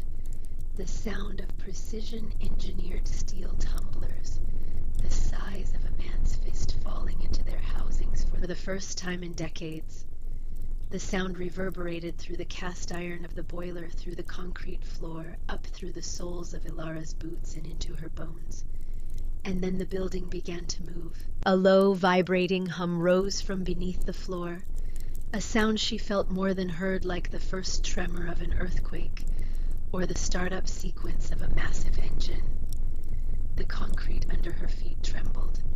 Dust cascaded from the ceiling in thin silver streams. Hydraulic pistons completely hidden beneath the floorboards, powered by a geothermal pump system that had been silently maintaining itself for over 30 years, groaned to life. The sound was enormous, primordial, the sound of a sleeping giant stirring after decades of dormancy. And the boiler, 50 tons of cast iron that looked as though it had been bolted to the floor since the Second World War, began to slide. It moved smoothly, impossibly, along concealed steel tracks set flush into the concrete.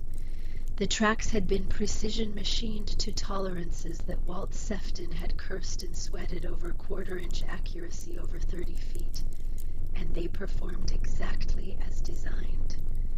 The massive iron structure glided north away from the wall, with the slow, majestic inevitability of a glacier. Behind it, the wall was revealed. It was not brick. It was blackened timber, heavy old-growth oak panels that had been stained with decades of grease and soot to blend seamlessly with the industrial grime of the factory floor. To a casual observer, or even a careful one, the timber would have been invisible behind the boiler. But now, exposed for the first time in years, the panels were unmistakable. As the boiler completed its transit, reaching the end of its hidden track with a deep, resonant thud that shook the floor, the timber wall split down the middle.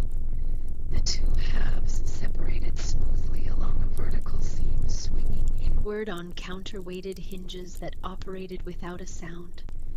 Behind the timber, gleaming dully in the beam of Ilara's flashlight, was a vault door. It was magnificent.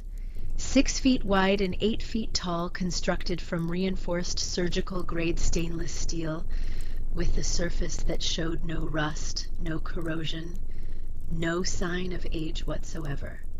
The environmental seal around its perimeter was intact, a continuous rubber gasket that had kept the interior atmosphere completely isolated from the damp, corrosive air of the factory floor. A heavy steel handle protruded from the right side, and a small pressure gauge, a real one, this time indicated that the interior was maintained at a constant 62 degrees Fahrenheit and 40% relative humidity. The door was slightly ajar. The correct combination had released the primary locking bolts, and the airtight seal had broken with a soft, sighing exhale of pressurized air. Cool air rushed out to meet Ilara, air that smelled nothing like the factory. It smelled of cedar, of archival paper, of the particular unmistakable scent of a space that had been designed from the ground up to preserve. Ilara gripped the steel handle. It was cold and perfectly smooth. She pulled. The door swung open. Motion sensors triggered by the shift in air pressure activated a bank of soft, UV-filtered LED lights that ran along the ceiling in recessed channels. The lights came on in sequence, front to back, illuminating the space in a slow rolling wave like a sunrise spreading across a landscape. Ilara gasped. The flashlight dropped to her side, forgotten. The phantom 15 feet was not a closet. It was not a storage room. It was not the sad, cramped hiding place of a paranoid old man. It was a state-of-the-art preservation chamber 15 feet deep and spanning the entire 195-foot width of the mill. Stainless steel shelving lined the walls from floor to ceiling, each shelf fitted with custom-molded cradles designed to hold specific objects. Humidity-controlled display vitrines museum, grade the kind used by the Smithsonian and the Metropolitan Museum of Art, stood in rows down the center of the room, like glass sentinels guarding a silent kingdom. Magnus Whitfield had not been hoarding garbage. He had been rescuing history. To her left, resting on a pedestal draped in black velvet, was a gold-chased, jewel-encrusted cylinder approximately 8 inches tall and 5 inches in diameter.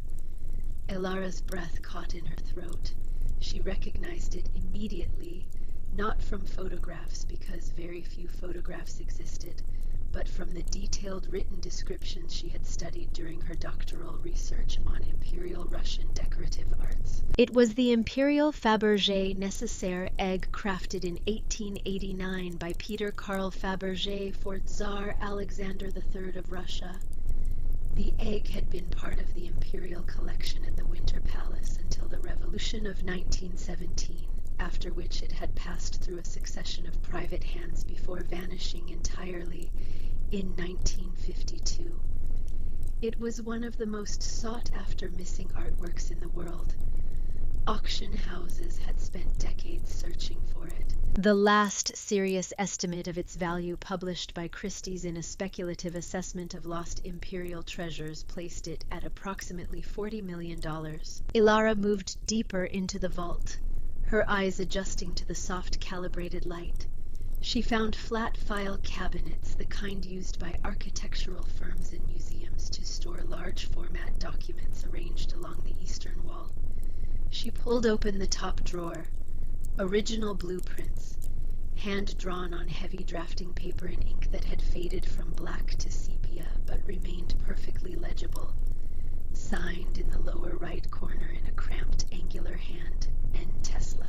They were Nikola Tesla's personal working drawings for an unpatented wireless energy transmission system, a technology he had envisioned but never built, and which the scientific community had debated for over a century. The drawings were detailed enough to constitute a viable engineering specification. They were not reproductions.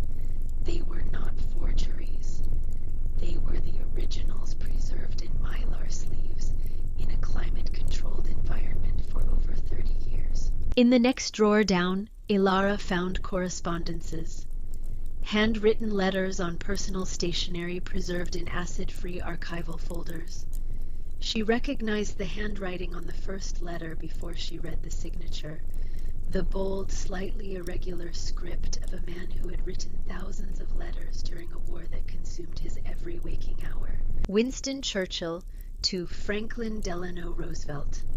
Personal, candid, and never entered into the public historical record. Letters that historians would have committed crimes to read. But the crown jewel of the vault was at the back. A sleek, heavy desk made of dark mahogany sat beneath a dedicated spotlight. It was Magnus's desk. Elara recognized the style, the same clean, functional design he had favored in his Connecticut study. On its surface rested two objects. The first was a leather-bound ledger, thick and heavy, its covers embossed with gold lettering that read, "Ironwood Trust Confidential." The second was a small safe. Not the vault safe, this was a secondary container approximately the size of a large toolbox, made of matte black steel, with a single keyhole on its face. A handwritten label was affixed to the top in Magnus's writing, "The last line of defense. You'll know when." Elara opened the ledger first. It was a meticulously detailed accounting of the Ironwood Trust, a holding company that Elara had never heard of, that appeared in no public corporate registry, and that, according to the entries in the ledger, had been quietly operating for over 4 decades. The trust's primary asset was not art, it was not rare documents, It was intellectual property. Specifically, the Ironwood Trust held the exclusive patent rights to the cryosilicon heat dissipation matrix, a foundational cooling technology used in the manufacture of high-performance semiconductor chips.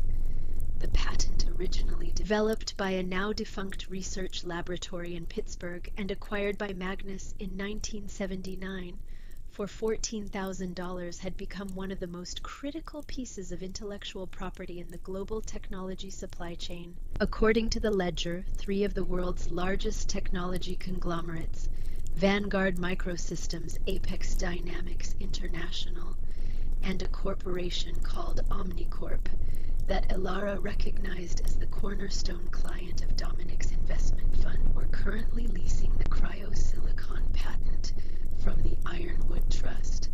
The annual licensing fees paid into accounts that Elara had never known existed totaled a combined $94 million per year.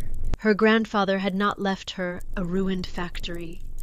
He had left her a financial empire that operated in complete secrecy, generating nearly $100 million a year in passive licensing revenue, hidden behind a crumbling brick facade and 50 tons of rusted iron. Elara sat down in Magnus's chair. The leather was cold and smooth. She placed her hands flat on the mahogany surface and stared at the ledger, at the rows of numbers, at the patent filings and the licensing agreements and the corporate structures that Magnus had spent 60 years building, layer by layer, secret by secret, like a man constructing a cathedral underground. Then she looked at the small steel safe with its handwritten label. The last line of defense. You'll know when. She reached into the inside pocket of her blazer and pulled out the iron key that Harrison Pierce had given her in the envelope. She had carried it for days without knowing what it opened. She had assumed it was a key to the mill itself, or perhaps to one of the filing cabinets, or to some other mundane lock that she hadn't yet encountered. She held it up, examining it in the LED light. It was old-fashioned heavy, made of dark iron. The shaft was thick and the teeth were complex. Not a modern key, but not a simple antique either. It was the kind of key that was made for a lock that was designed to be opened only once. She did not insert it. Not yet. The label said she would know when. And right now, standing in a vault full of wonders, she didn't know who she was fighting or how deep the danger went. But she was about to find out. Because somewhere behind her, beyond the open vault door and the displaced boiler and the darkness of the factory floor, she heard a sound that turned her blood to ice. Footsteps, heavy, deliberate, and getting closer. More than one person, moving through the darkness of the ground floor with the confident stride of people who knew exactly where they were going. The alarm, the red light that had blinked after her second failed attempt at the combination. It hadn't been a warning for her. It had been a beacon, a signal broadcasting across whatever network Magnus had designed, telling anyone who was listening that the vault had been found, and someone had been listening. Elara closed the ledger. She gripped the iron key in her fist, and she turned to face the darkness beyond the vault door, where the footsteps were growing louder, and a voice she knew better than almost any other in the world echoed across the cavernous factory floor. Well, well, well, Dominic Whitfield said, his voice carrying the sharp, satisfied edge of a predator that has finally cornered its prey. I knew the old man was hiding some, but I have to admit I didn't expect a museum. Elara stood her ground. She did not run. She did not hide. She placed one hand on the ledger and the other on the small steel safe, and she waited for her brother to step into the light. The iron remembered. And now so did she. Dominic Whitfield stepped into the vault, like a man walking into a gallery that had been built for him. His tailored navy suit was damp at the shoulders from the rain, and mud clung to the soles of his handmade Oxford shoes, but his eyes were dry and bright and hungry. They swept across the preservation chamber with the rapid, calculating focus of a man who had spent his entire career assigning dollar values to things other people considered priceless. He saw the Fabergé egg first. His step faltered, just for a half second, just a momentary break in the predator's stride, but Elara caught it.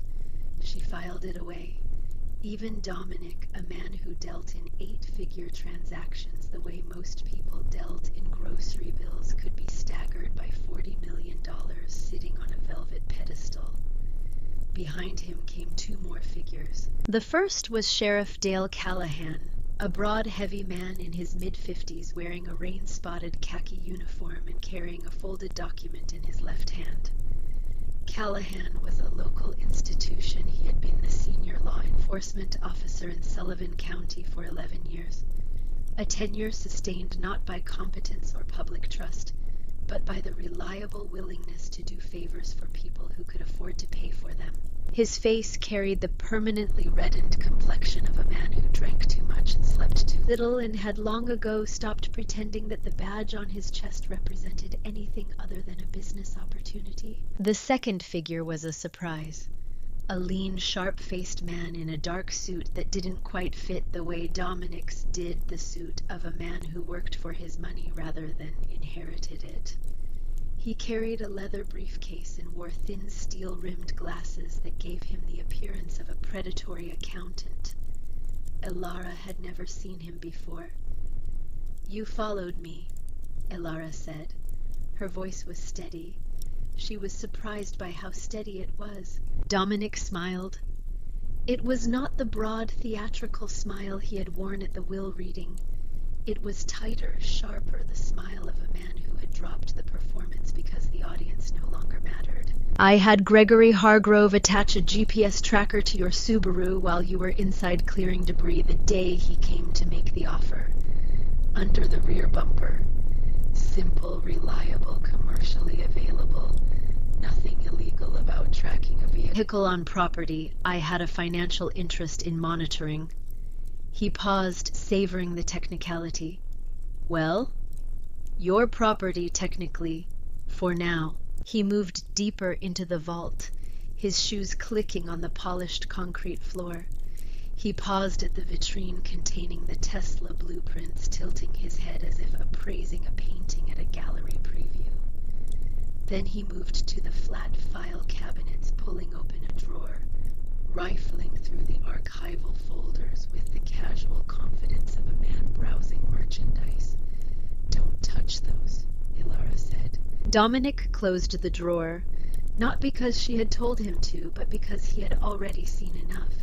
He turned to face her, leaning against the cabinet, crossing his arms. "I have to hand it to the old man," he said. "I always knew he was sitting on something. The property taxes he paid on this dump didn't add up.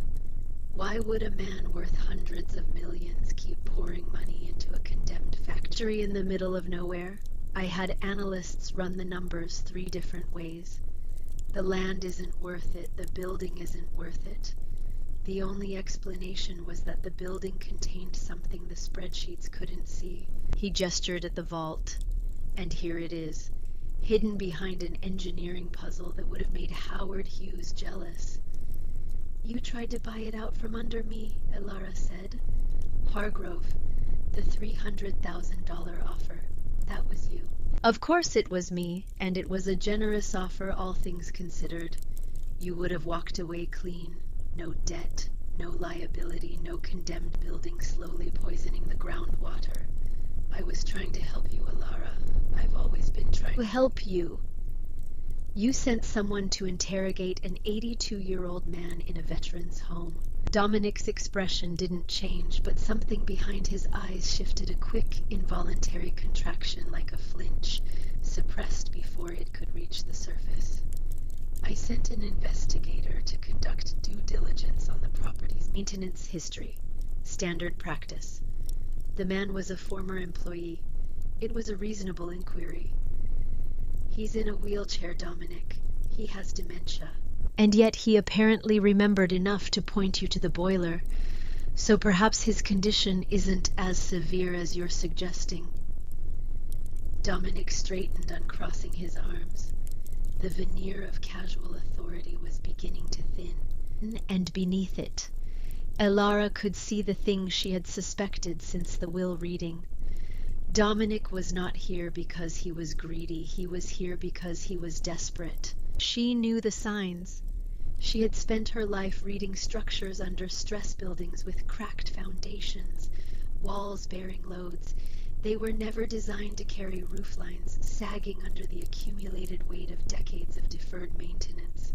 She could read the same stress in her brother's face, the tension around his jaw, the slight tremor in his left hand that he kept hidden by shoving it into his pocket. The way his eyes kept returning to the Fabergé egg, with an intensity that went beyond avarice and into something closer to need. Dominic was in trouble, real trouble, the kind of trouble that $80 million in inherited stocks couldn't fix, because the trouble had arrived before the inheritance.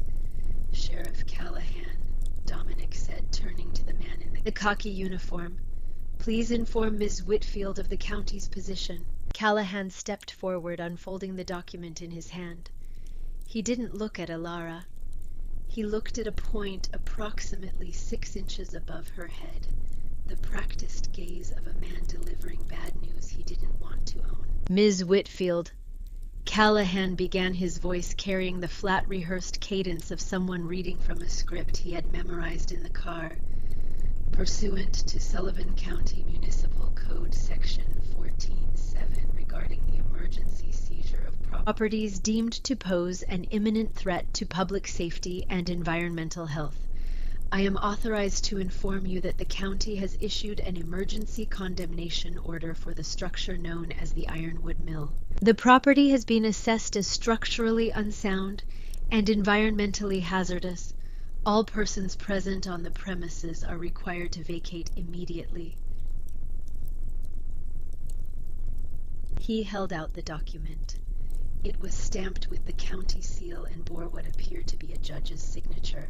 Additionally, Callahan continued, Mr. Whitfield's financial group has offered to assume the outstanding tax liabilities and manage the safe demolition and environmental remediation of the site in cooperation with the county.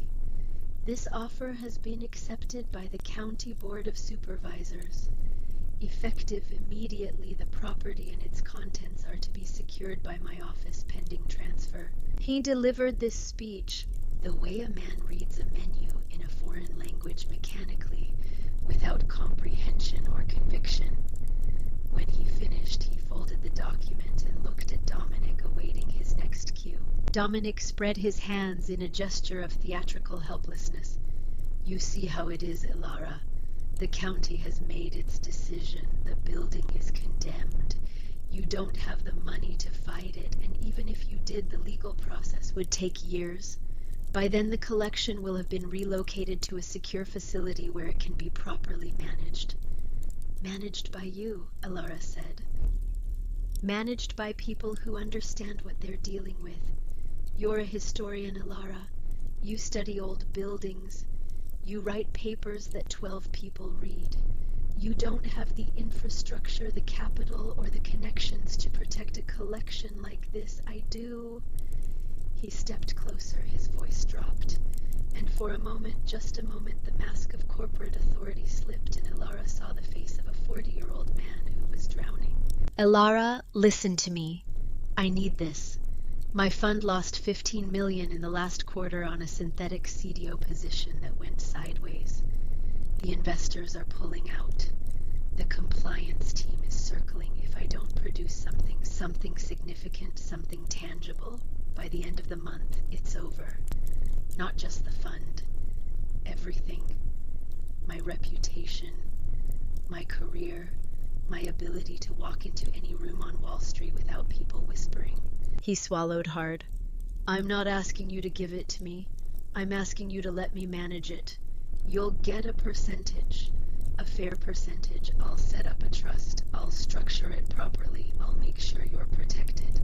But I need control. I need to be able to show the board something real. Elara looked at her brother. She saw the desperation in his eyes, and for a brief, fleeting moment she felt something that was almost pity. Almost. But then she remembered Walt Sefton in his wheelchair. his watery eyes sharpening at the mention of Magnus's name. She remembered the GPS tracker bolted to the underside of her car. She remembered Hargrove standing in the mud offering $300,000 for an empire worth billions. She remembered the journal entry. Someone in the family is selling information, and the 10 pages that had been torn out and the alarm that had been triggered to reveal exactly who would come running. Pity evaporated. In its place was something colder, clearer. The kind of clarity that comes when you finally see the complete structure of a building you've been studying from the outside, and you understand with absolute precision where every load-bearing wall is located and exactly how much pressure each one can take before it fails. You always were remarkably predictable, Dominic, Ilara said softly. You only see the immediate acquisition. You never look at the foundation. Dominic scoffed. Save the philosophical archivist speech, Ilara. We don't have time. Callahan, start documenting the contents. Begin with the display cases. I wouldn't touch anything if I were you, Sheriff, Ilara said. Her voice changed. It dropped half a register, and the softness left it entirely replaced by something that cut through the climate-controlled air of the vault, like a blade through paper. Both Callahan and the lean man with the briefcase froze. Even Dominic paused, his hand hovering over a vitrine containing a collection of what appeared to be uncut Argyle red diamonds. Unless you want to face federal charges for the theft of internationally recognized cultural heritage properties, Ilara continued, wire fraud conspiracy to defraud a federal patent trust and the illegal seizure of assets under a forged court order. Callahan's face lost 2 shades of color. His eyes darted to Dominic. She's bluffing, Dominic said. She's a broke historian who lives in a studio apartment. She doesn't have the resources to file a parking ticket, let alone a federal complaint. Ilara reached into the inside pocket of her tweed blazer and pulled out her phone. She held it up so that the screen faced Dominic and Callahan. On the screen, in a high-resolution video call, was the face of a distinguished man in his early 60s, silver-haired, wearing a charcoal suit with a burgundy pocket square, seated in what was unmistakably a wood-paneled London office. Behind him, visible over his right shoulder, was a framed reproduction of a Christie's auction catalog, one of the iconic red-bordered catalogs that were synonymous with the highest echelons of the global art market. Dominic, Ilara said, I'd like to introduce you to Sir Edmund Price. Sir Edmund is the Senior Director of Restitution and International Appraisal at Christie's, London. He specializes in the recovery and authentication of lost cultural heritage objects. She turned the screen so that the camera captured Dominic's face, Callahan's face, and the lean man with the briefcase, all in a single frame. Sir Edmund has been on this call for approximately 35 minutes, Ilara said. He has observed and recorded the entirety of this encounter, including Sheriff Callahan's presentation of what I believe to be a fraudulent emergency condemnation order, Dominic's admission that he placed a GPS tracking device on my vehicle, and the sheriff's stated intention to remove items from this vault under the guise of law enforcement authority. Sir Edmund Price spoke. His voice was crisp British and carried the calm, unruffled authority of a man who had spent 30 years dealing with the intersection of art, money, and criminal behavior. Good evening, Mr. Whitfield. Ms. Whitfield contacted me 3 days ago after she discovered the journal and began to suspect that the vault contents might include items of significant cultural heritage value. The journal's description of the Fabergé Nécessaire egg matched an item that has been on Christie's active recovery list since 1968. It is one of the most documented missing imperial treasures in existence, and any credible lead warrants immediate attention. I have been advising Ms. Whitfield remotely on the proper protocols for documentation and preservation. I have also, at her request, notified the FBI's art crime team regarding the existence of the egg, which has been on their watch list since 1993. A liaison from the Albany field office is expected at the property within the hour. Price paused, letting the information land. Additionally, I should mention that the recording of this interaction has been simultaneously transmitted to Christie's legal department in New York.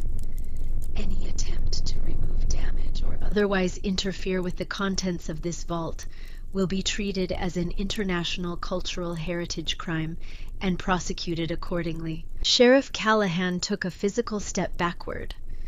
The folded condemnation order slipped from his fingers and landed on the polished concrete floor with a soft, papery sound that seemed in the silence of the vault as loud as a gunshot. "Dominic," Callahan said, and his voice had changed entirely. The rehearsed authority was gone, replaced by the high, thin tone of a man who was calculating exactly how quickly he could reach his patrol car. "You didn't say anything about the FBI. You told me this was a property dispute, a family matter. You said it was paperwork." "It is paperwork, Tom. She's running a bluff. She found a British art dealer on the internet and she's trying to..." "The Fabergé egg alone is worth $40 million, Sheriff," Elara interrupted, her voice level.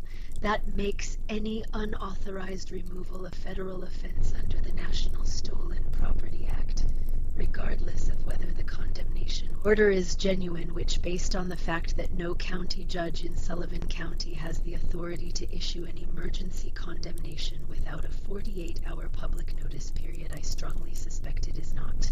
She had spent the previous night researching Sullivan County Municipal Code on her phone. It was dry reading. It was also the most useful thing she had ever read. Callahan didn't need to hear anymore.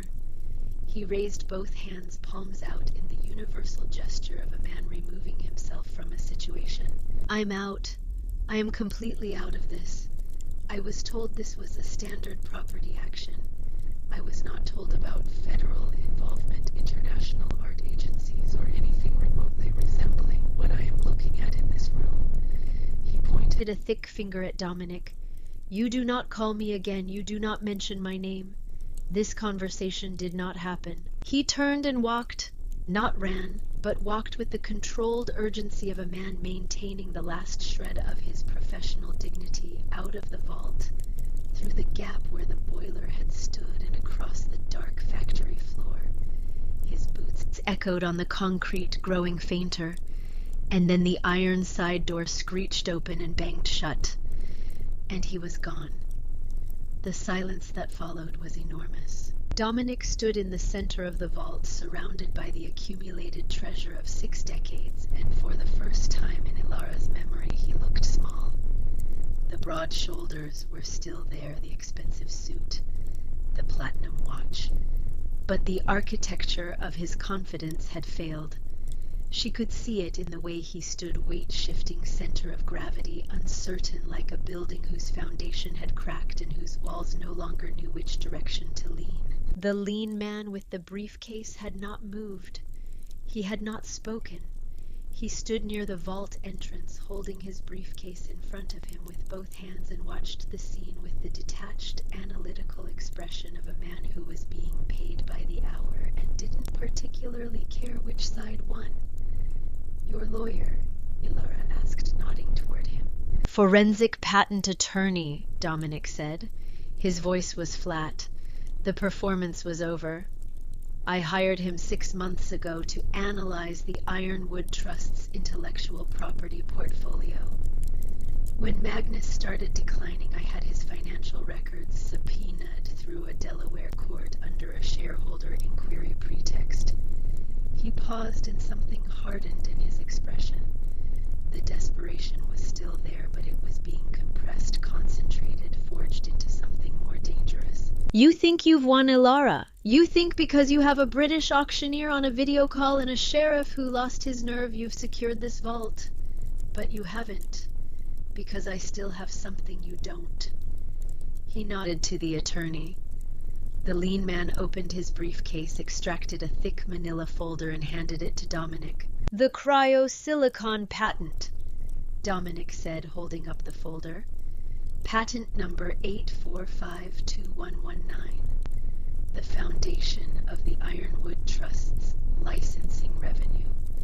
$94 million a year from 3 global technology companies.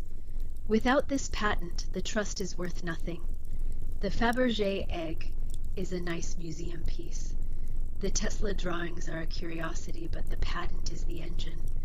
The patent is where the real money lives." He opened the folder and held up a document, a dense multi-page legal filing covered in technical language and corporate seals. "My attorney has identified a critical deficiency in the patent's maintenance record. The cryosilicon patent requires renewal filings with the United States Patent and Trademark Office every 4 years, accompanied by updated technical specifications and proof of active licensing. The last renewal was filed in 2019. The next renewal was due in 2023. He paused, letting the date hang in the air. "It is now 2023. The renewal deadline was September 1st. It is currently October. The filing window has closed. According to my attorney's analysis, the patent has lapsed. It is no longer enforceable."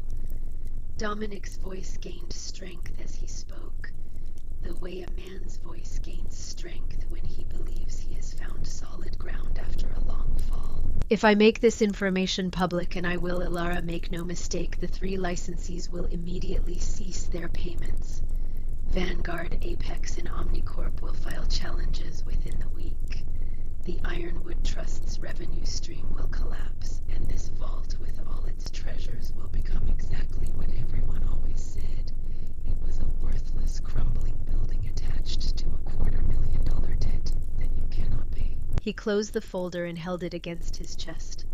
"So here is my counteroffer. I take control of the trust. You retain a 5% advisory stake. I handle the legal remediation, the patent restoration, and the corporate restructuring. You get to keep playing historian, and nobody has to call the SEC." He said this last part quietly, almost gently, as if he were offering her a kindness. Ilara looked at her brother. She looked at the folder in his hands. She looked at the forensic patent attorney who stood motionless, his face betraying nothing.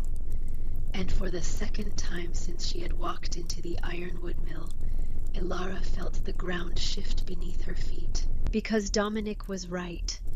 If the patent had lapsed, the trust was worthless. The licensing revenue, $94 million a year, would evaporate overnight. The art and artifacts were valuable, but they were illiquid. She couldn't sell a Fabergé egg in 30 days. She couldn't auction Tesla's blueprints fast enough to cover the tax debt. Without the patent revenue, the Ironwood Trust was a castle built on sand, and Dominic had just kicked the foundation out from under it. She was losing. For the first time in this entire ordeal, she was truly, genuinely losing.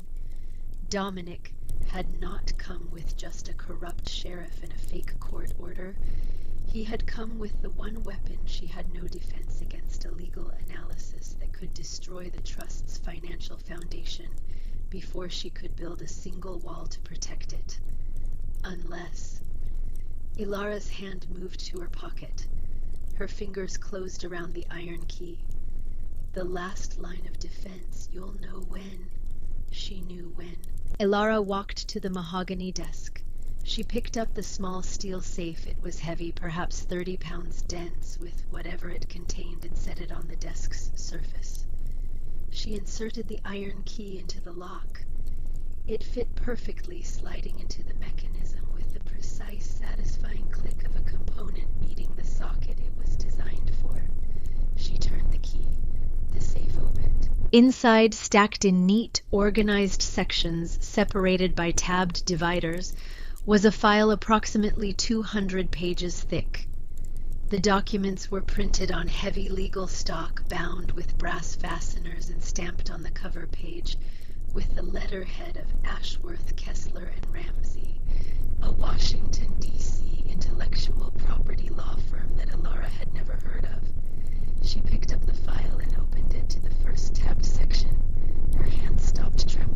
The first section contained a certified copy of patent renewal filing 82452-1119R4 submitted to the United States Patent and Trademark Office on March 15, 2021. The filing included updated technical specifications, proof of active licensing agreements, and a notarized affidavit from the patent holder, the Ironwood Trust, represented by its sole trustee, Magnus Aldrich Whitfield. The renewal was valid through 2025. The patent had not lapsed. It had been renewed 2 years early through a different law firm filed under a different corporate entity, using a different mailing address than the one Dominic's attorney had investigated. Magnus had anticipated exactly this attack. He had known that someone Dominic or someone working for Dominic would search the obvious channels for the obvious filing, so he had created a second channel invisible to anyone who didn't know where to look, and filed the renewal through it years ahead of schedule. Dominic's entire legal argument was based on outdated information. His attorney had found the gap because the gap was designed to be found. It was bait. A trap set by a 91-year-old man who had spent 60 years learning that the most effective defense was to let your enemy believe they had already won. Elara turned to the second tabbed section. This section was different. It was not a patent filing. It was a dossier, a comprehensive, methodically organized collection of evidence compiled over a period of approximately 4 years. Bank statements, brokerage records, internal communications obtained through legal discovery, transaction logs from electronic trading platforms. The dossier documented in precise and devastating detail a pattern of insider trading conducted by Dominic Whitfield through his investment fund. Specifically, it showed that Dominic had used confidential information about the Ironwood Trust's licensing agreements, information he had obtained through unauthorized access to Magnus's private financial records, to make trades in the stocks of the 3 licensee companies. He had bought shares in Vanguard Microsystems, Apex Dynamics, and Omnicorp immediately before each quarterly licensing payment was made, profiting from the predictable boost in the company's earnings reports. Over 4 years, these trades had generated approximately $12 million in profit for Dominic's fund. They also constituted a textbook violation of federal securities law, insider trading, using material, non-public information about the financial performance of publicly traded companies. The evidence was comprehensive. It was organized for prosecution. It included dates, amounts, trading records, and a timeline that correlated each trade with the corresponding licensing payment from the Ironwood Trust. It had been compiled not by a private investigator or a forensic accountant, but by a legal team that specialized in securities fraud, the kind of team that a man would hire if he intended to hand the file directly to the Securities and Exchange Commission. Elara turned to the third and final tabbed section. It was a letter. 2 pages handwritten on Magnus's personal stationery, the same heavy cream-colored stock as the envelope Harrison Pierce had given her at the will reading. The handwriting was shakier than the journal entries, the letters less precise, the lines less straight. This had been written near the end when the illness was already taking hold, but before it had extinguished the fierce, calculating intelligence that had built an empire from rust and patents. Dear Elara, the letter began. If you are reading this, then you have found the vault, and someone has come to take it from you. I knew they would. I have spent 5 years preparing for this moment, and I am sorry that I could not be there to stand beside you. I need to tell you something about your brother. Dominic is not a bad man. He is a frightened man. He has spent his entire life trying to prove that he deserves the Whitfield name, and the fear of failure has driven him to do things that a braver man would not have done. The insider trading documented in this file is the evidence of that fear. He stole from me not because he is greedy, but because he was terrified of being exposed as something less than what the world expected him to be. I could have stopped him years ago. I chose not to. Instead, I chose to build this file, to keep it in reserve, to give it to you as the last line of defense, not as a weapon of revenge, but as a tool of negotiation. You will need it to protect the trust. Use it wisely. I chose you, Ilara, not because you are the smartest member of this family. Dominic is smarter in his way, but because you are the only one who understands that the value of a thing is not measured in what it can be sold for. The collection in this vault represents 60 years of my life. Every patent, every artifact, every document was acquired because I believed it mattered, not because it was worth money, but because it represented an idea, a moment of human genius that the world had forgotten or thrown away. Protect it, not for the money, though the money will come. Protect it because someone has to remember what matters. The foundation is everything. With all my love, Magnus. Ilara closed the letter. She placed it carefully back in the file. Then she picked up the entire dossier, the patent renewal, the insider trading evidence, and the letter, and turned to face Dominic. I was standing exactly where she had left him, the manila folder still clutched against his chest, his eyes fixed on the documents in her hands. He couldn't read them from across the room, but he didn't need to. He could read her face. And what he saw there, the calm, the certainty, the absolute absence of fear, told him everything he needed to know. The patent was renewed in 2021, Ilara said, filed through Ashworth, Kessler, and Ramsey in Washington. Your attorney was searching the wrong channels.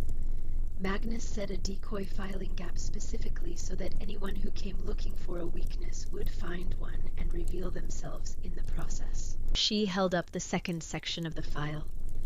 And this is a 4-year record of your insider trading activity. Every trade, every date, every dollar, compiled by a legal team that Magnus hired for the specific purpose of building a prosecutable case against you. The blood drained from Dominic's face. Not slowly, the way color fades from a sunset, but all at once like a switch being thrown. His skin went from the flush of aggressive confidence to the gray-white pallor of a man who has just realized that the floor beneath him is not a floor at all, but a trapdoor. And it has been open the entire time. Magnus knew about your trades for 4 years, Ilara continued. He watched you steal from him. He documented every transaction. And he put the evidence in a safe that only I could open because he knew Dominic, that you would come here to this vault and try to take everything. She set the dossier on the desk. She did not raise her voice. She did not need to. Here are my terms. First, you will wire $250,000 to the Sullivan County Tax Assessor's Office by 9 a.m. Monday morning to clear the outstanding debt on this property. You will classify it as a charitable donation to a historical preservation trust. Second, you will sign a legally binding non-disclosure agreement regarding everything you have seen in this vault.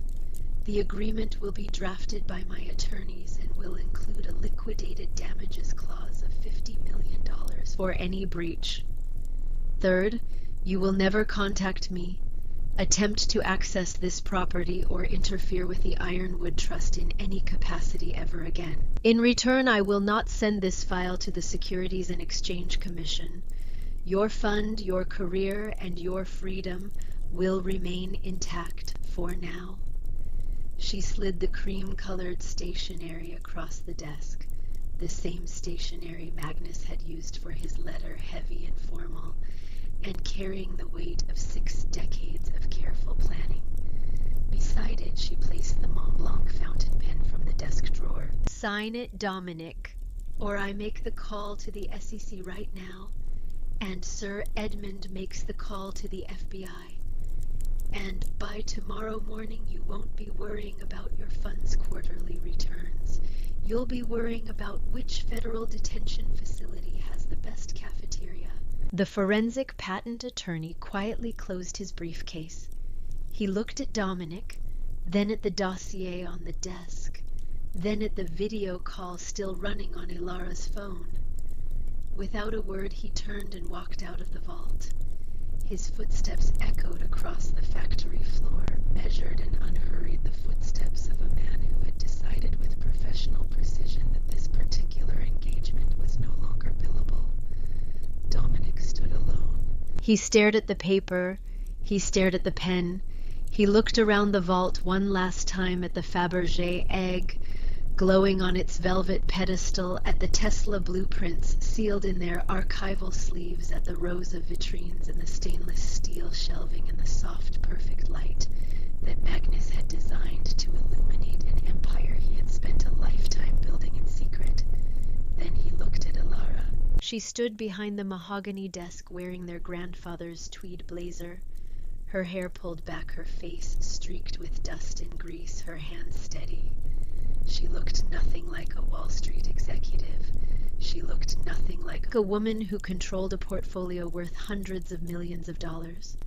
She looked like exactly what she was, an architectural historian who had spent a week crawling through a condemned building, sleeping in her car, eating canned soup and refusing to quit. And she had beaten him, completely, systematically, using nothing but her knowledge, her patience, and the tools that a dead man had left for her because she was the only one he trusted. Dominic picked up the pen. He signed his name at the bottom of the page. The strokes were jagged, uneven, pressed so hard into the paper that the NIB nearly tore through the stationery. It was not the signature of a man who had been persuaded. It was the signature of a man who had been dismantled. He dropped the pen on the desk. He did not look at her. He turned, walked out of the vault, through the gap where the boiler had stood, and across the dark factory floor. The iron side door screeched open. It banged shut. A car engine started. Tires crunched on gravel, then faded into silence. Ilara stood alone in the vault. The geothermal pumps hummed softly beneath the floor, maintaining the perfect, constant environment that had preserved the collection for over 30 years. The LED lights cast their gentle UV-filtered glow across the shelves and vitrines. The air smelled of cedar and archival paper. She ended the video call with Sir Edmund Price, thanking him quietly for his time, his expertise, and his willingness to take a call 3 days ago from a stranger who had found a journal describing an egg that Christie's had been searching for since 1968. "My pleasure, Miss Whitfield," Price had replied with the particular warmth that the British reserve for moments of genuine understatement. "Do take care of that egg. It's been missing for rather a long time." Ilara set down the phone.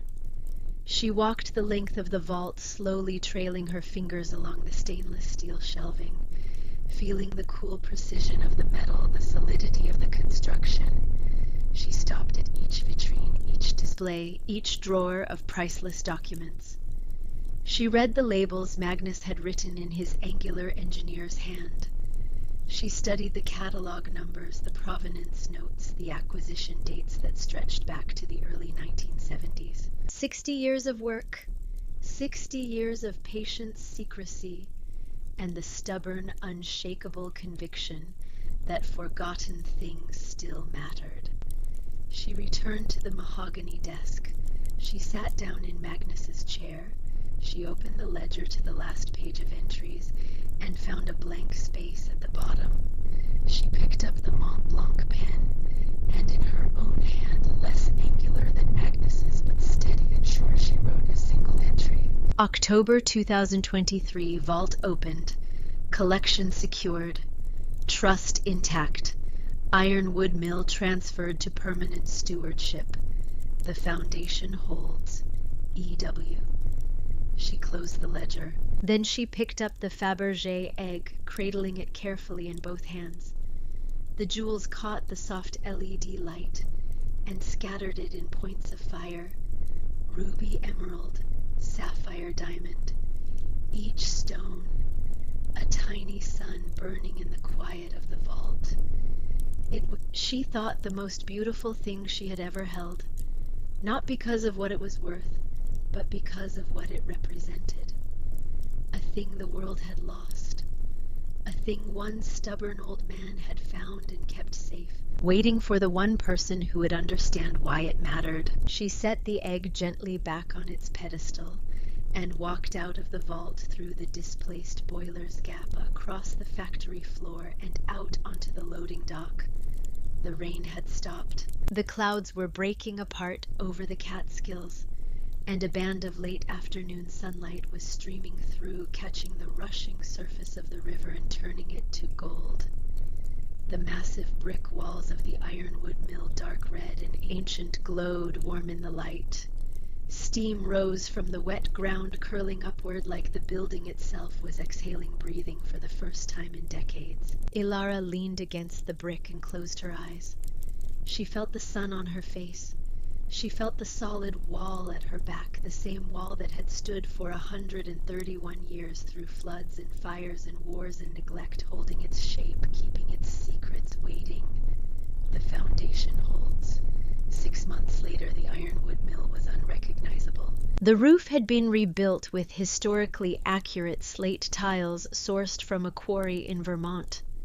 The broken windows had been replaced with hand-blown glass that matched the original 1892 specifications. The brick had been cleaned, repointed, and sealed, revealing the deep, rich red that had been hidden beneath a century of grime. The loading dock had been converted into a covered terrace overlooking the river, where a small bronze plaque read, "The Whitfield Collection, a private museum and research center established 2023. The vault remained. Its contents had been authenticated, catalogued, and insured through Christie's and Lloyd's of London. The Fabergé egg was now displayed in a purpose-built gallery on the ground floor, visible to the select group of scholars, curators, and historians who applied for access through the Ironwood Trust's new academic program. The Tesla blueprints had been digitized and made available to researchers at MIT and Caltech. The Churchill-Roosevelt letters were on long-term loan to the Library of Congress. The patent portfolio continued to generate its licensing revenue, managed by the team at Ashworth, Kessler, and Ramsey, who had been quietly handling Magnus's intellectual property for over a decade, and were now for the first time working with the trustee, who actually answered their phone calls. On a bright Saturday morning in April, Ilara drove to the Dutchess County Veterans Home in Beacon, New York. She carried a leather portfolio under her arm containing a set of photographs. She found Walt Sefton in the day room in his wheelchair near the same window overlooking the same small garden. His eyes were drifting again. It was one of his foggy days, the nurse had warned her. But when Ilara sat down and opened the portfolio, placing the photographs in his lap one by one, something changed. The photographs showed the ironwood mill, not as it had been decaying, vine-choked, sagging, but as it was now. The rebuilt roof, the clean brick, the new windows catching the sunlight, the bronze plaque on the loading dock. Walt Sefton's eyes stopped drifting. His enormous, scarred hands lifted one of the photographs, a shot of the vault interior gleaming under its LED lights, the Fabergé egg visible on its pedestal in the background, and held it close to his face. "That's the room I built," he said. His voice was clear. 30 feet of track, 1/4-inch tolerance, 3 pours. "That's the room you built," Ilara confirmed, "and it's still perfect, Mr. Sefton. 37 years later, and the mechanism runs like the day you finished it." Walt Sefton looked at the photograph for a long time. Then he looked at Ilara. His pale blue eyes were sharp, focused, present, fully present, in a way that the nurses at the home would later say they hadn't seen in months. "Magnus would have liked this," he said. Ilara took his hand. "He planned for this," she said. "Every bit of it. He planned for all of it." Walt smiled a slow, quiet smile, the smile of a craftsman who has just learned that his best work has outlasted him. Ilara drove home as the sun was setting over the Hudson Valley, painting the sky in bands of copper and rose. She took the long way, the winding county road that passed within sight of the ironwood mill. She slowed the car, a new one now, though not extravagant, a practical vehicle befitting a woman who had inherited an empire, but had not forgotten what it felt like to sleep in a Subaru, and looked at the building standing tall against the evening sky. The dark red brick glowed in the last light. The new roof was sharp and clean against the clouds. The river rushed past the foundation as it had for 131 years, wearing away at the stone but never quite reaching the iron beneath. The Whitfield dynasty was under new management, and the iron remembered everything.